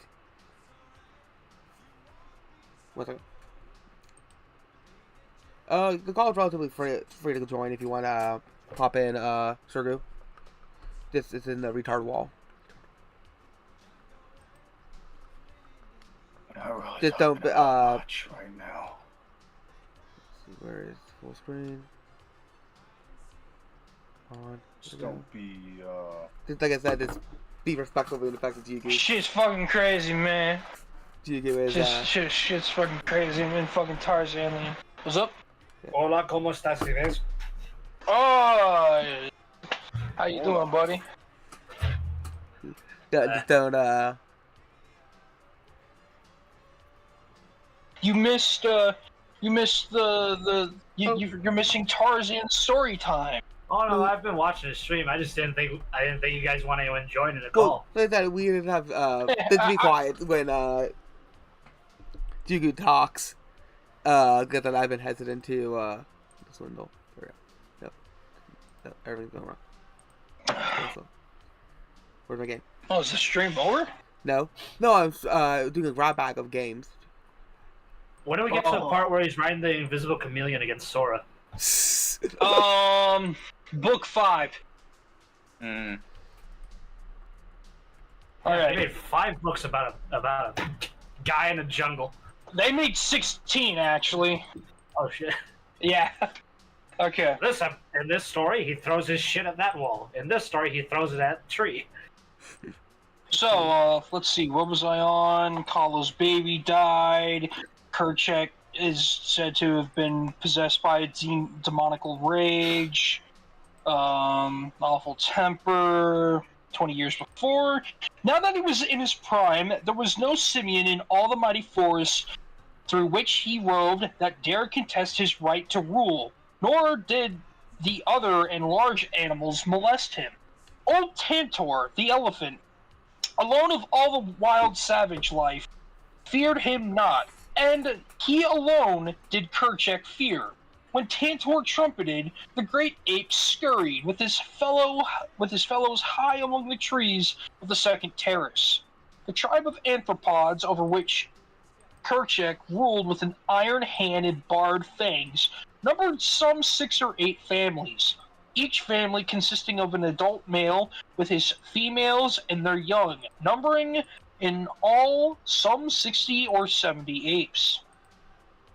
Kala was the youngest mate of a male called Tublat, meaning broken nose, and the child she had seen dashed to death was her first, for she was but 9 or 10 years old. Notwithstanding her youth, she was large and powerful and splendid. Excuse me. She was large and powerful. A clean, splendid-limbed animal with a round, high forehead which denoted more intelligence than most of her kind possess. So, also, she had a great capacity for mother love and mother sorrow.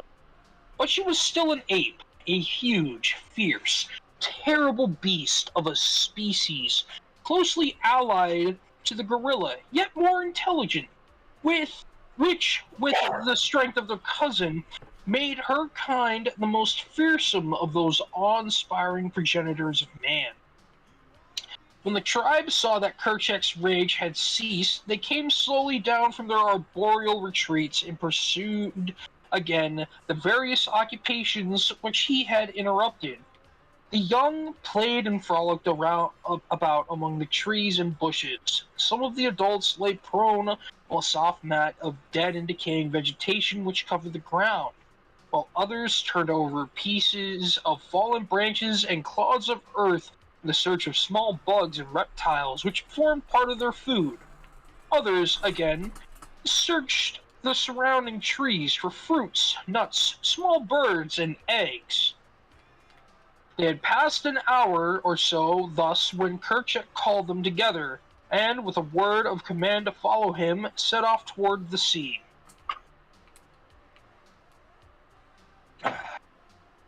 They traveled for the most part upon the ground, where it was open, following the path of the great elephants whose comings and goings break only the roads through those tangled mazes of bush, vine, creeper, and tree.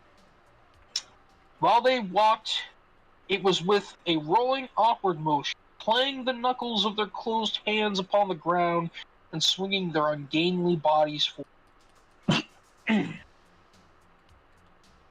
But when the way was through the lower trees, they moved more swiftly, swinging from branch to branch with the agility of their smaller cousins, the monkeys.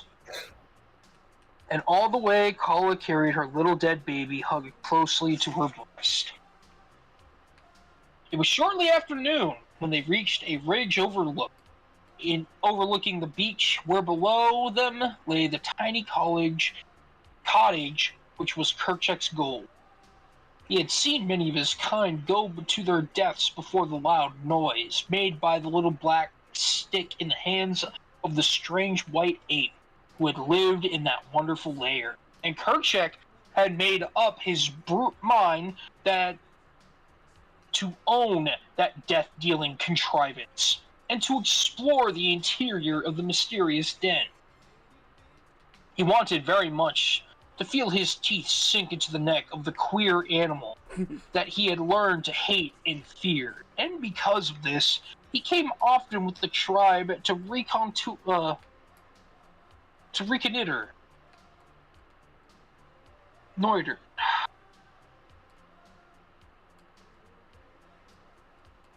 Waiting for a time when the white ape should be off his guard. Of late, they had quit attacking, or even showing themselves. For every time they had done so in the past, the little stick had roared out its terrible message of death to some member of the tribe. Today there was no sign of the man about. From where they watched, they could see the cabin door was open. Slowly, cautiously, and noiselessly, they crept through the jungle toward the little cabin. There were no growls, no fierce screams of rage. The little black stick had taught them to come quietly, lest they awaken. On and on they came, until Kerchak himself slunk stealthily into the very door and peered within. Behind him were two males, and then Kala, closely straining the little dead form to her breast. Inside the den they saw the strange white ape lying half across the table, his head buried in his arms, and on the bed lay a figure covered by a sailcloth, while from a rustic, tiny cradle came the plaintive wailing of a babe. Noiselessly, Kerchak entered, crouching for the charge, and then John Clayton rose with a sudden start and faced them. The sight that met his eyes must have frozen with horror, for there, in the door, stood 3 great bull apes, while behind them crowded many more. How many he never knew, for his revolvers were hanging far on the wall beside his rifle, and Kerchak was charging. When the king ape released the limp form from which had been John Clayton, Lord Greystoke, he turned his attention toward the little cradle. But Kala was there before him, and when he would have grasped the child, she snatched it for herself. And before he could intercept her, she had bolted through the door and taken refuge in a high tree. As she took up the little live baby of Alice Clayton, she dropped the dead body of her own into the empty cradle. For the wail of the living had answered the call of universal motherhood within her wild breasts, which the dead could not still. High up among the branches of a mighty tree, she hugged the shrieking infant to her bosom, and soon the instinct that was as dominant in this fierce female as it had been in the breast of his tender and beautiful mother, instinct of mother love, reached out to the tiny man's half-formed understanding, and he became quiet. Then hunger closed the gap between them, and the son of an English lord and an English lady nursed at the breast of Kala, the great ape. In the meantime, the beasts within the cabin were wearily examining the contents of this strange lair.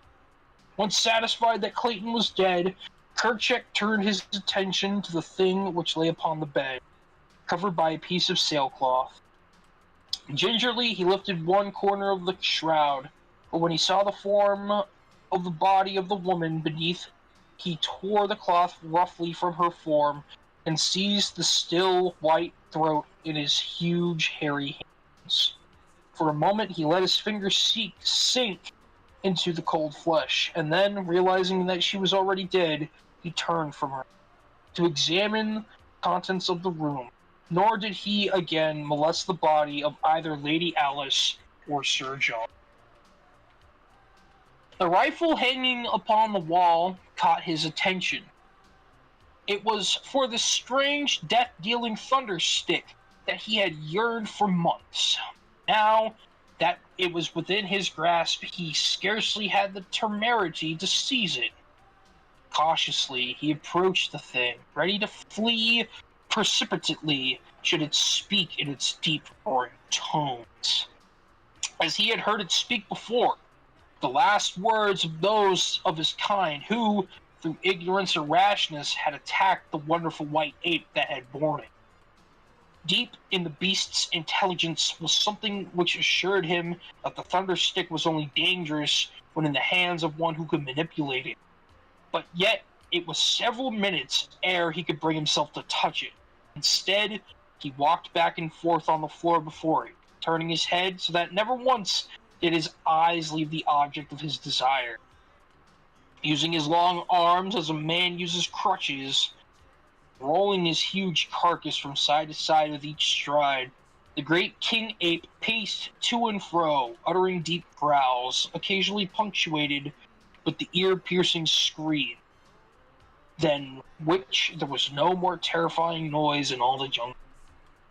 Presently, he halted before the rifle.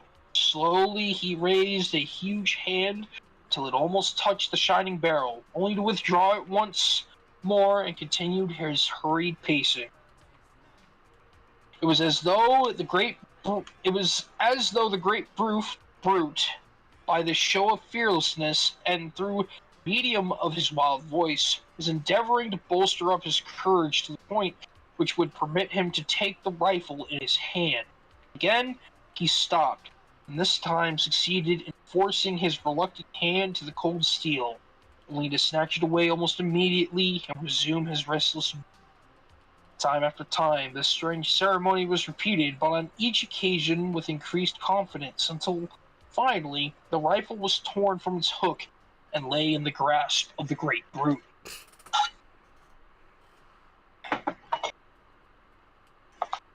Finding that it harmed him not, Kerchak began to examine it closely. He felt of it from end to end, peered down the black depths of the muzzle, fingered the sights, the breech in the stock, and finally the trigger.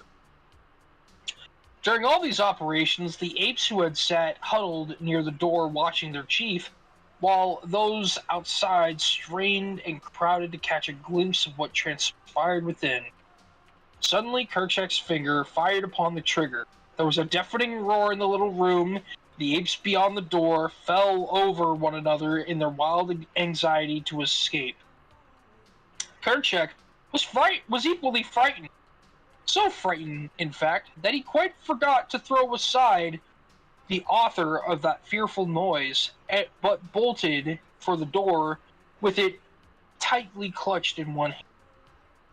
As he passed through the opening, the front sight of the rifle caught upon the edge of the inswung door, with sufficient force to close it tightly after the fleeing ape. Kerchak came to a halt a short distance from the cabin and discovered that he still held the rifle. He dropped it as he might have dropped a red-hot iron, nor did he ever attempt to recover it. The noise was too much for his brute nerves, but he was now quite convinced that the terrible stick was quite harmless by itself if left alone. It was an hour before the apes could bring themselves to approach the cabin to continue their investigations. When they finally did so, they found that to their chagrin, the door was closed and so securely fastened so that they could not force it. The cleverly constructed latch which Clayton had made for the door had sprung as Kerchak passed out, nor could the apes find means of ingress through the heavily barred windows. After roaming about the vicinity for a short time, they started back for the deeper forest and the higher earth from whence they had come. Kala had not once come to earth with her little adopted babe, but now Kerchak called to her to descend with the rest, and as there was no note of anger in his voice, she dropped lightly from the branch to branch and joined the others on their homeward march. Those of the apes who attempted to examine Kala's strange baby were repulsed with bared fangs and low menacing growls, accompanied by words of warning from Kala. When they assured her that they meant the child no harm, she permitted them to come close, but would not allow them to touch her charge. It was as though she knew that her baby was frail and delicate, and feared lest the rough hands of her fellows might injure the little thing. Another thing she did, and which made traveling an onerous trial for her, remembering the death of her own little one, clung desperately to the new babe with one hand whenever they were upon the march. The other young rode upon their mothers' backs, their little arms tightly clasping the hairy necks before them, with their legs, while their legs were locked beneath their mother's armpits. Not so with Kala. She held the small form of the little Lord Greystoke tightly to her breast, where her dainty hands clutched the long black hair which covered that portion of her body. She had seen one child fall from her back to a terrible death, and she would take no further chances.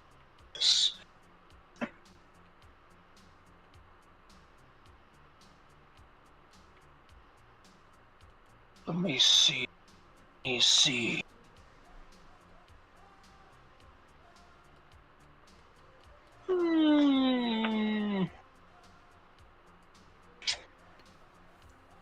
Ooh. Yes.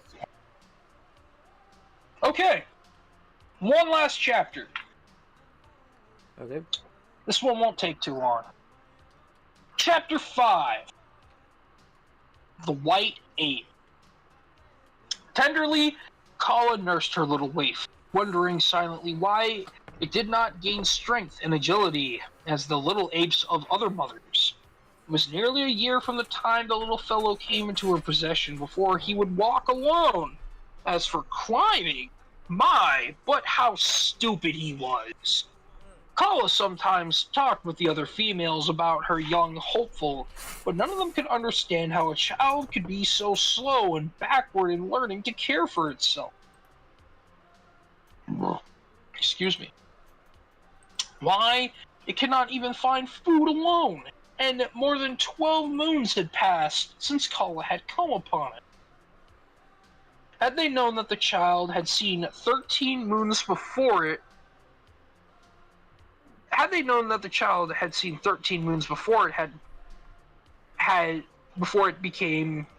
before it had come into Kala's possession, that they would have considered its case as absolutely hopeless. The little apes of their own tribe were as far advanced in 2 or 3 moons as this little stranger after 25. Tublat, Kala's husband, was sorely vexed, and but for the female's careful watching, he would have put the child out of the way. He will never be a great ape, he argued.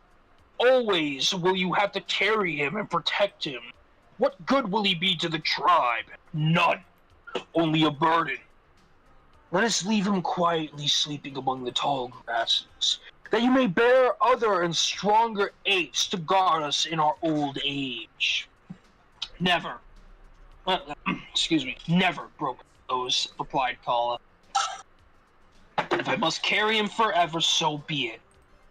And then Tublat went to Kerchak to urge him to use his authority with Kala and force her to give up little Tarzan, which was the name they had given to the tiny Lord Greystoke, and which meant white skin.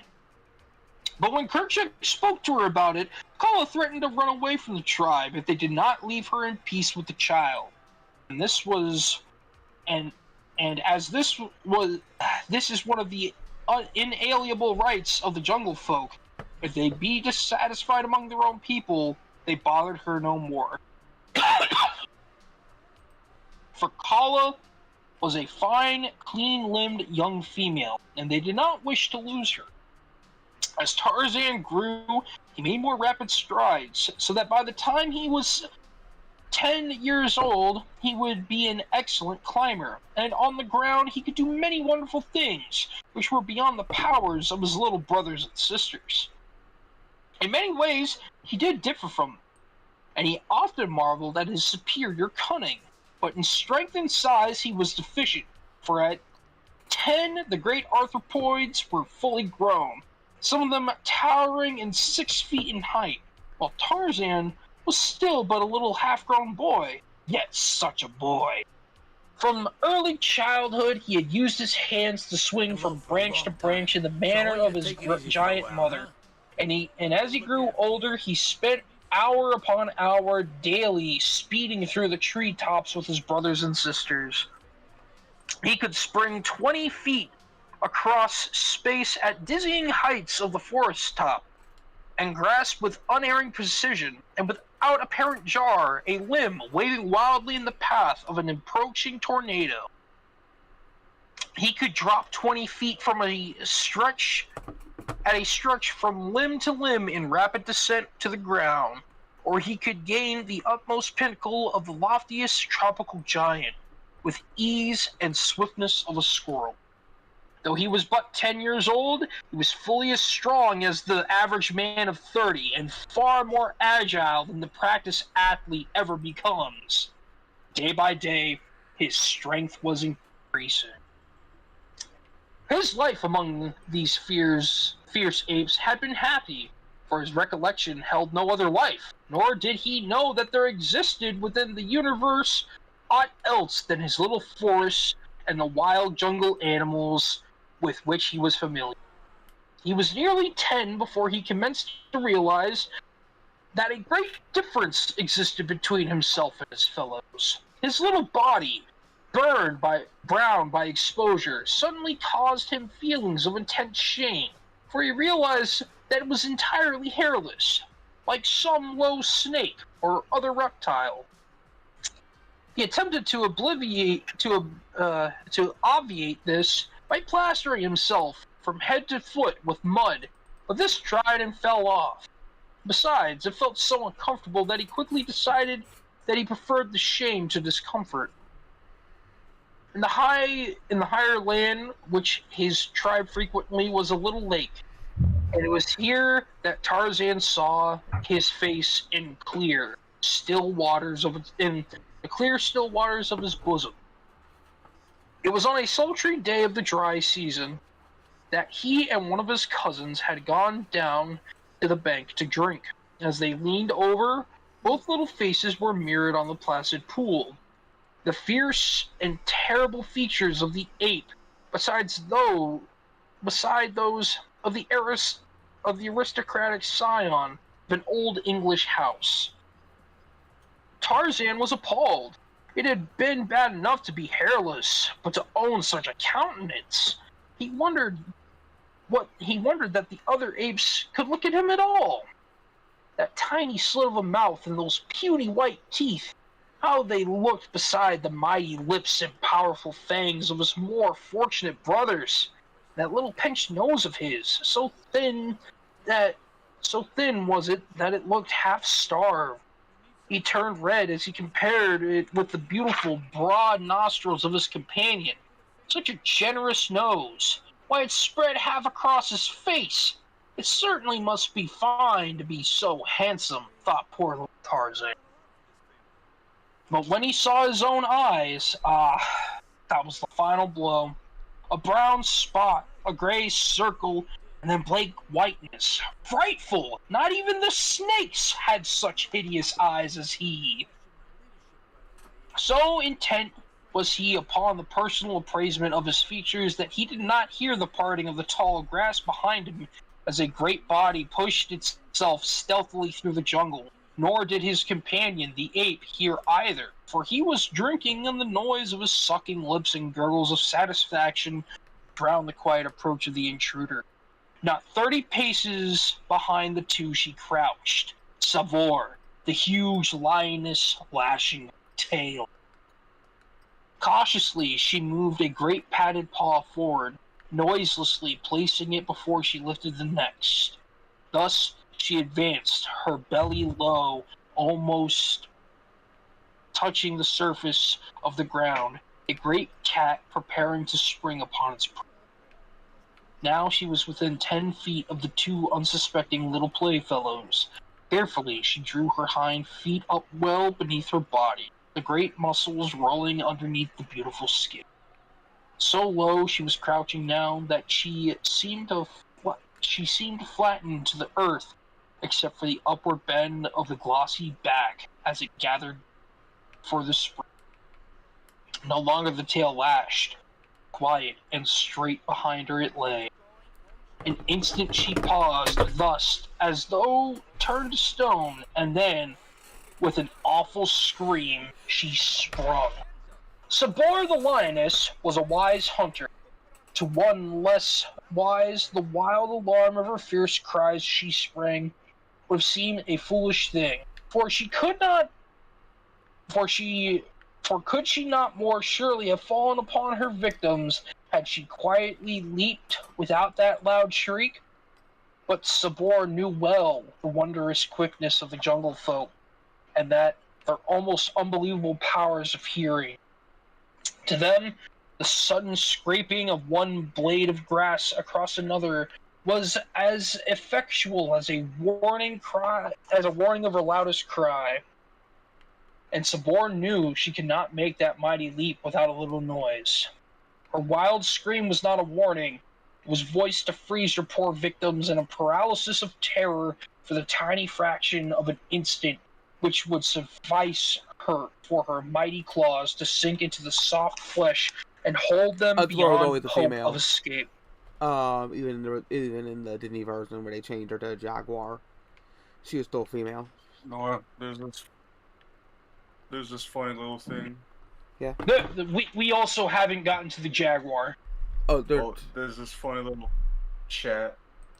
Oh damn! I thought you was a brother. And then I reply with, "You now know Nora is in fact not black." Yeah, who is Zeroff? T. Do you know him? Yeah, he's this funny little black guy I talk to occasionally. So he's not the black guy, the second black guy in Tau server, is he? Or is he a different black guy? He's not in his server. Yeah, because we have two token black guys. We got 2017. I forget the name of the card he is. The name of the card he uses, yeah, but that explains everything. Yeah, he's like that meme of the black guy in the Confederate flag shirt that says "the South rise again" and yelling at two our black men. He's the living embodiment of that meme. I'm ginger. If you rearrange that word, you can consider me one of them. You're a Hispanic ginger. No. I just like the profile icon. If you're a Hispanic ginger, you're a rarity. No. I'm as white as it comes. We're almost done. Okay. We got like maybe 1, 2. But like I said, 3, 4, 5. If you rearrange ginger, you can consider me in that group. True. So far as the ape was concerned, Sabor reasoned correctly. The little fellow crouched, trembling just an instant, but that instant was quite long enough to prove his undoing. Not so, however, with Tarzan the man-child. His life amidst the dangers of the jungle had taught him to meet emergencies with self-confidence. His higher intelligence resulted in a quickness of mental action far beyond the powers of the apes. So the scream of Sabor, the lioness, galvanized the brain and the muscles of little Tarzan into instant action. Before him lay the deep waters of the lake. Behind him, certain death.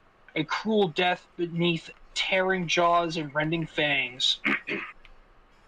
Tarzan had always hated water, except as a medium for quenching his thirst. He hated it because it connected with the chill and discomfort of the torrential rains, and he feared it for the thunder and lightning and wind which accompanied it. The deep waters of the lake he had been taught by his wild mother to avoid, and further, had he not seen little Nita sink beneath its quiet surface only a few short weeks before to never return to the tribe? But of the two evils, his quick mind chose the lesser ere the first note of Sabor's scream had scarce broken the quiet of the jungle. And before the great beast had covered half her reach, Tarzan felt the chill waters close above his head. He could not swim. The water was very deep, but still he lost no particle that self-confidence and resourcefulness which were the badges of a superior being. Rapidly, he moved his hands and feet in an attempt to scramble upward, and possibly more by chance than design, he fell into a stroke that a dog uses when swimming, so that within a few seconds his nose was above water, and he found that he could keep it there by counting his strokes and also make progress through the water. He was much Prove that Tarzan isn't surprised black. and pleased with this new acquirement, which had been so suddenly thrust upon him, but he had no time for thinking much upon it. He was now swimming parallel to the bank, and there he saw the cruel beast that would have seized him, crouching upon the still form of his little playmate. The lioness was intensely watching Tarzan, evidently expecting him to return to shore, but this boy had no intention of doing. The boy had no intention of doing. Instead, he raised his voice in the call of distress common to his tribe, adding it to the warning which would prevent would-be rescuers from running into the clutches of Sabor. Almost immediately, there came an answer from the distance, and presently 40 or 50 great apes swung rapidly and majestically through the trees towards the scene of the tragedy. Tarzan called his homies. You came to the wrong neighborhood, motherfucker! I'm calling all my niggas. I'm calling all my niggas right now. In the lead was Kala, for she had recognized the tone of her best beloved, and with her was the mother of the little ape who lay dead beneath cruel Sabor. Though more powerful and better equipped for fighting than the apes, the lioness had no desire to meet these enraged adults, and with a snarl of hatred she sprang quickly into the bush and disappeared. Tarzan now swam to shore and clambered quickly upon dry land, feeling the freshness and exhilaration with which the cool waters had imparted to him, filled his little being with a grateful surprise. And ever after he lost no opportunity to take a daily plunge in lake or stream or ocean when it was possible to do so. For a long time, Kala could not accustom herself to the sight, for the thought her people could swim when forced to it, they did not like to. For though her people could swim when forced to it, they did not like to enter water, and never did so voluntarily. The adventure with the lioness gave Tarzan food for pleasurable memories, for it was such affairs which broke the monotony of his daily life, otherwise but a dull round of searching for food, eating, and sleeping. The tribe to which he had belonged roamed a tract extending roughly 25 miles along the seacoast and some 50 miles inland. They traversed this tract almost continually, occasionally remaining for months in one locality, but as they moved through the trees with speed, they often covered the territory in very few days. Much depended upon food supply, climatic conditions, and the prevalence of animals of the more dangerous species. Though Kerchak had often led them on long marches for no other reason than he had tired of remaining in the same place. At night, they slept where darkness overtook them, lying upon the ground and sometimes covering their heads, and more seldom their bodies with the great leaves of the elephant's ear. 2 or 3 might lie cuddled in each other's arms for additional warmth if the nights were chill. Thus, Tarzan had slept in Kala's arms nightly for all these years. That the huge, fierce brute loved this child of another race is beyond questioning. And he, too, gave to the great hairy beast all affection that would have belonged to his fair mother had she lived. When he was disobedient, she cuffed him, it is true, but she was never cruel to him. It was more often caressing him than chastising. Tublat, her mate, always hated Tarzan, and on occasions had come near ending his youthful career. A nice way to say murder. Tarzan, on his part, because it's like Tarzan, on his part, never lost an opportunity to show that he fully reciprocated his foster father's sentiments, and whenever he could safely annoy him, or make faces at him, or hurl insults upon him from the safety of his mother's arms, the slender branches of the higher trees, he did so. Based. His superior intelligence and cunning permitted him to invent 1,000 diabolical tricks to add to the burdens of Toublat's life. Early in his boyhood, he had learned to form ropes by twisting and tying long grasses together, and with these he was forever tripping Toublat or attempting to hang him from some overhanging branch. By constant playing and experimenting with these, he learned to tie rude knots and make sliding nooses, and with these he and the younger apes amused themselves. What Tarzan did, they tried to do also, but he alone originated and became proficient. One day, while playing thus, Tarzan had thrown his rope at one of his fleeting companions, retaining the other end in his grasp. By accident, the noose fell squarely around the running ape's neck, bringing him to a sudden and surprising halt. Ah, here was a new game. A fine game, thought Tarzan, and immediately he attempted to repeat the trick, and thus, by painstakingly and continued practice, he learned the art of roping. Now indeed was the life of Toublat a living nightmare. In sleep upon the march, night or day, ever knew when that quiet noose would slip about his neck You know, the and casual nearly hanging. choke the life out of him. Kala punished, Toublat swore dire vengeance, and old Kerchak took notice and warned and threatened, but all to no avail. Tarzan defied them all, and the thin, strong noose continued to settle about Toublat's neck whenever he least expected. The other apes derived unlimited amusement from Toublat's discomfiture, for Broken Nose was a disagreeable old fellow whom no one liked anyway.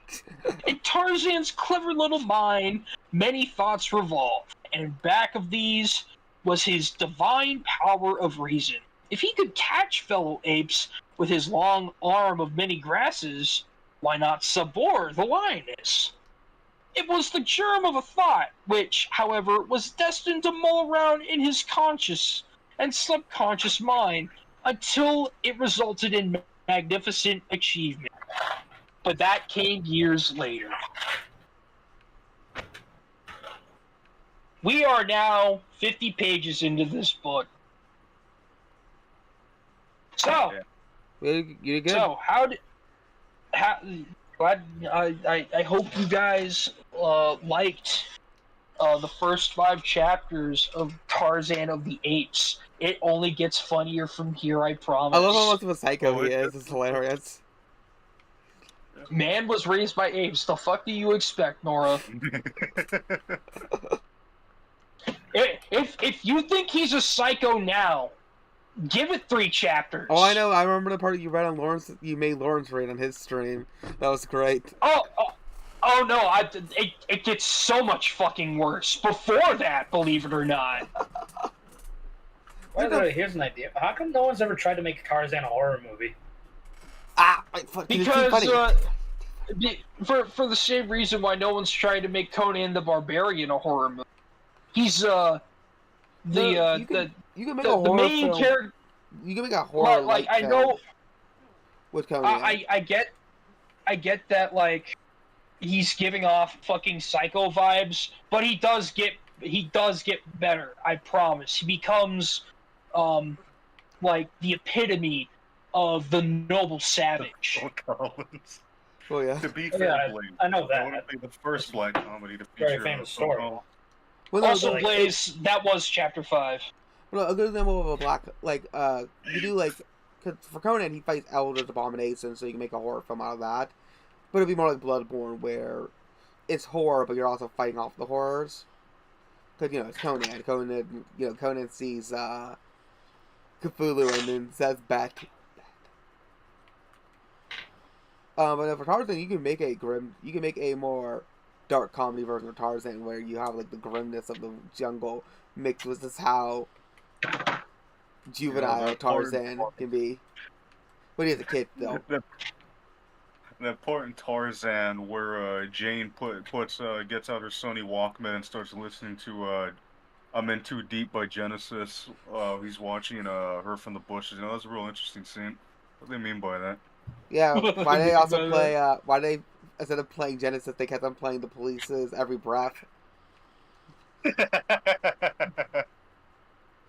Don't stand so close to me.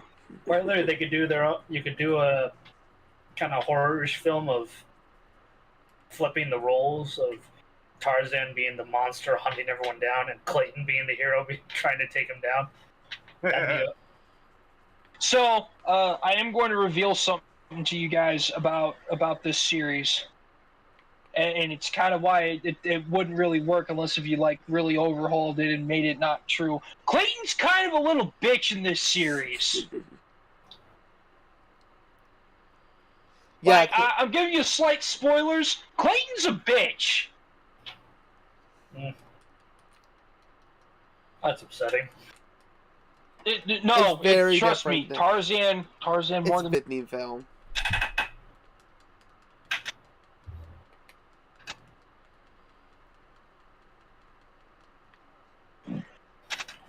Yeah, you could open the. I can't talk. You can open up the film with a cliche kind of Clayton's being the snobby hunterish kind of guy, and then suddenly Tarzan enters the picture, and then all the roles are just changed immediately, and he starts panicking. Everyone starts panicking, and that's your film. No, so Blaze in the novel, Kerchak kills his dad, and Kala doesn't necessarily kidnap Tarzan so much as adopts him. Well, yeah, because she does it out of love. Well, yeah, because if they didn't, they would have killed Tarzan.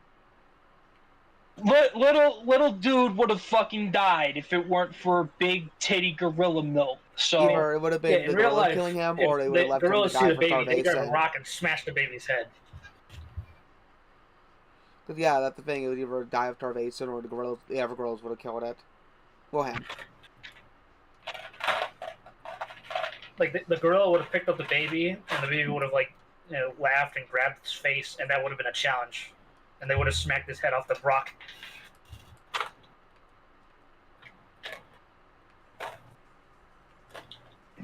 Also, yes, Kerchak is not Kala's mate. Like that, a lot of things have changed. Which one's Rosie O'Donnell again? That was. Oh, we'll get to them. You believe that? There's a character who so Rosie O'Donnell's character was based on a real character from the book. Yes. Ugh. You could fit her into the horror movie too. You could have somehow one of the real life Rosie O'Donnell dressed like an ape. You could have that ape somehow have learned English. So just to hype up. So here.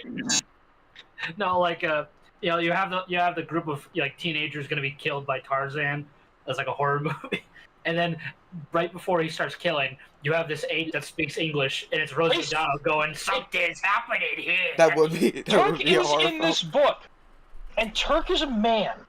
Oh, Rosie O'Donnell plays a man. That'd be interesting. Rather, Turk is a male.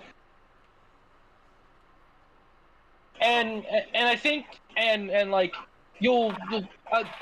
want to say this now. You guys might have picked up on it or not. I don't fucking know. Like the names like Sabor, Tantor. It's all ape speak. Yeah.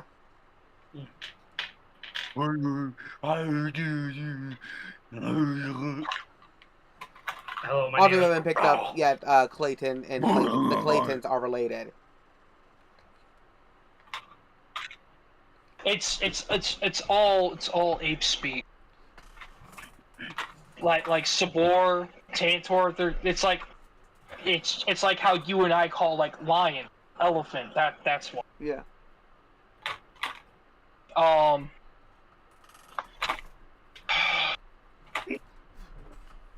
Damn. What? Why? Why, Zareth? The apes. The apes don't have a word for Clayton. No, thing is, I was telling them that they haven't picked it up yet. The Clayton, who will come in later, is related to Clayton's, the couple at the beginning of the book. I was saying they haven't picked it up yet. You guys want me to spoil it? There are two other people in the chat answer the question. For or not spoils. Go ahead. Waiting for chat to ask if they want to. Okay, so in this book, coming up in a few chapters, actually, we'll get a brief comparison to the life that Tarzan missed out on, because Clayton is Tarzan's cousin. Yeah, if you guys were watching my stream, you would have remembered me mentioning that, because I was looking up on my phone to see if when Jane was introduced into the book, and found out that Tarzan and Clayton had the same last name. Yeah. So Tarzan is not Clayton's son. His dad was the Clayton actually. After Lord Greystoke and Lady Greystoke go missing because they fucking died in Africa, his younger brother becomes the new Lord Greystoke and gets all that fucking money, all that inheritance. So they're like super high up nobles. And in this role reversal film, Clayton goes by that name to honor his uncle that he loved so much that died out in this jungle. No. That's still his last name though. Clayton's last name, not first name. Yeah. Nora. What? I don't think we'll be able to do this mission. Why not? But I'm done schizophrenically ranting about apes. I don't actually even have a copy of Tarzan. I've just been reciting it from memory. It would be really funny if that was the case. Okay, that makes it better. I'm fucking with you guys. No, I know. I've got a book right here. We hear you flipping the pages. Oh, okay. But yeah, if this looks like it interests you at all, don't stop being a pussy. Go read Tarzan. Start with the first one. It's a wild fucking ride. You think I can read, dear sir? Wait until the second book when the Russians and the mole people get involved. It's great. Oh, there's magic in this world, isn't there? If I remember correctly. Magic? Tarzan's pulling out their shaman skill tree.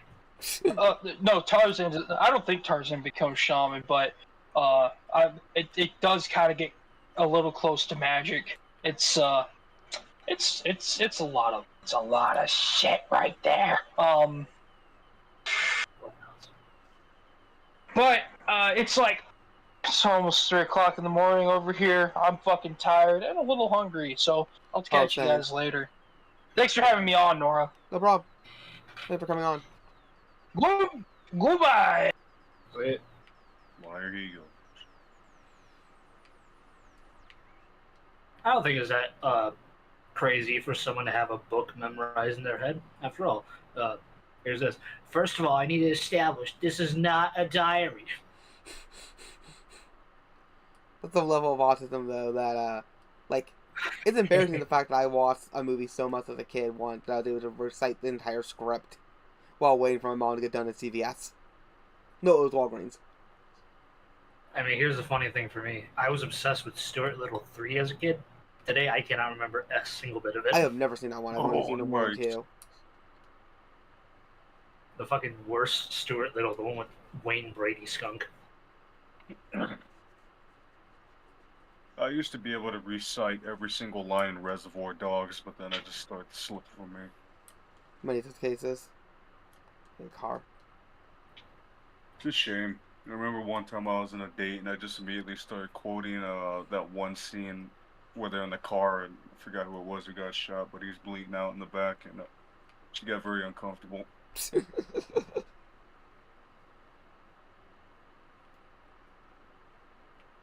Let's see. Yeah, I thought I should go down. If I want to start making videos, I kind of want to. I'm thinking about it. I don't know what to do though. Thinking maybe one of the first things I can do is go down the autistic rabbit hole that is the Dire Olympic Kids subreddit. Oh, my friend, my friend likes that. So my autistic coworker likes that. There's a lot. The shit I've seen there. Yeah, I'm probably gonna wrap this one up sooner than later, being the fact that I am super tired. So let's see. You guys can still be heard. 1 second, I'm gonna mute you guys. Say goodnight, chat. Good night, chat. Good night, chat.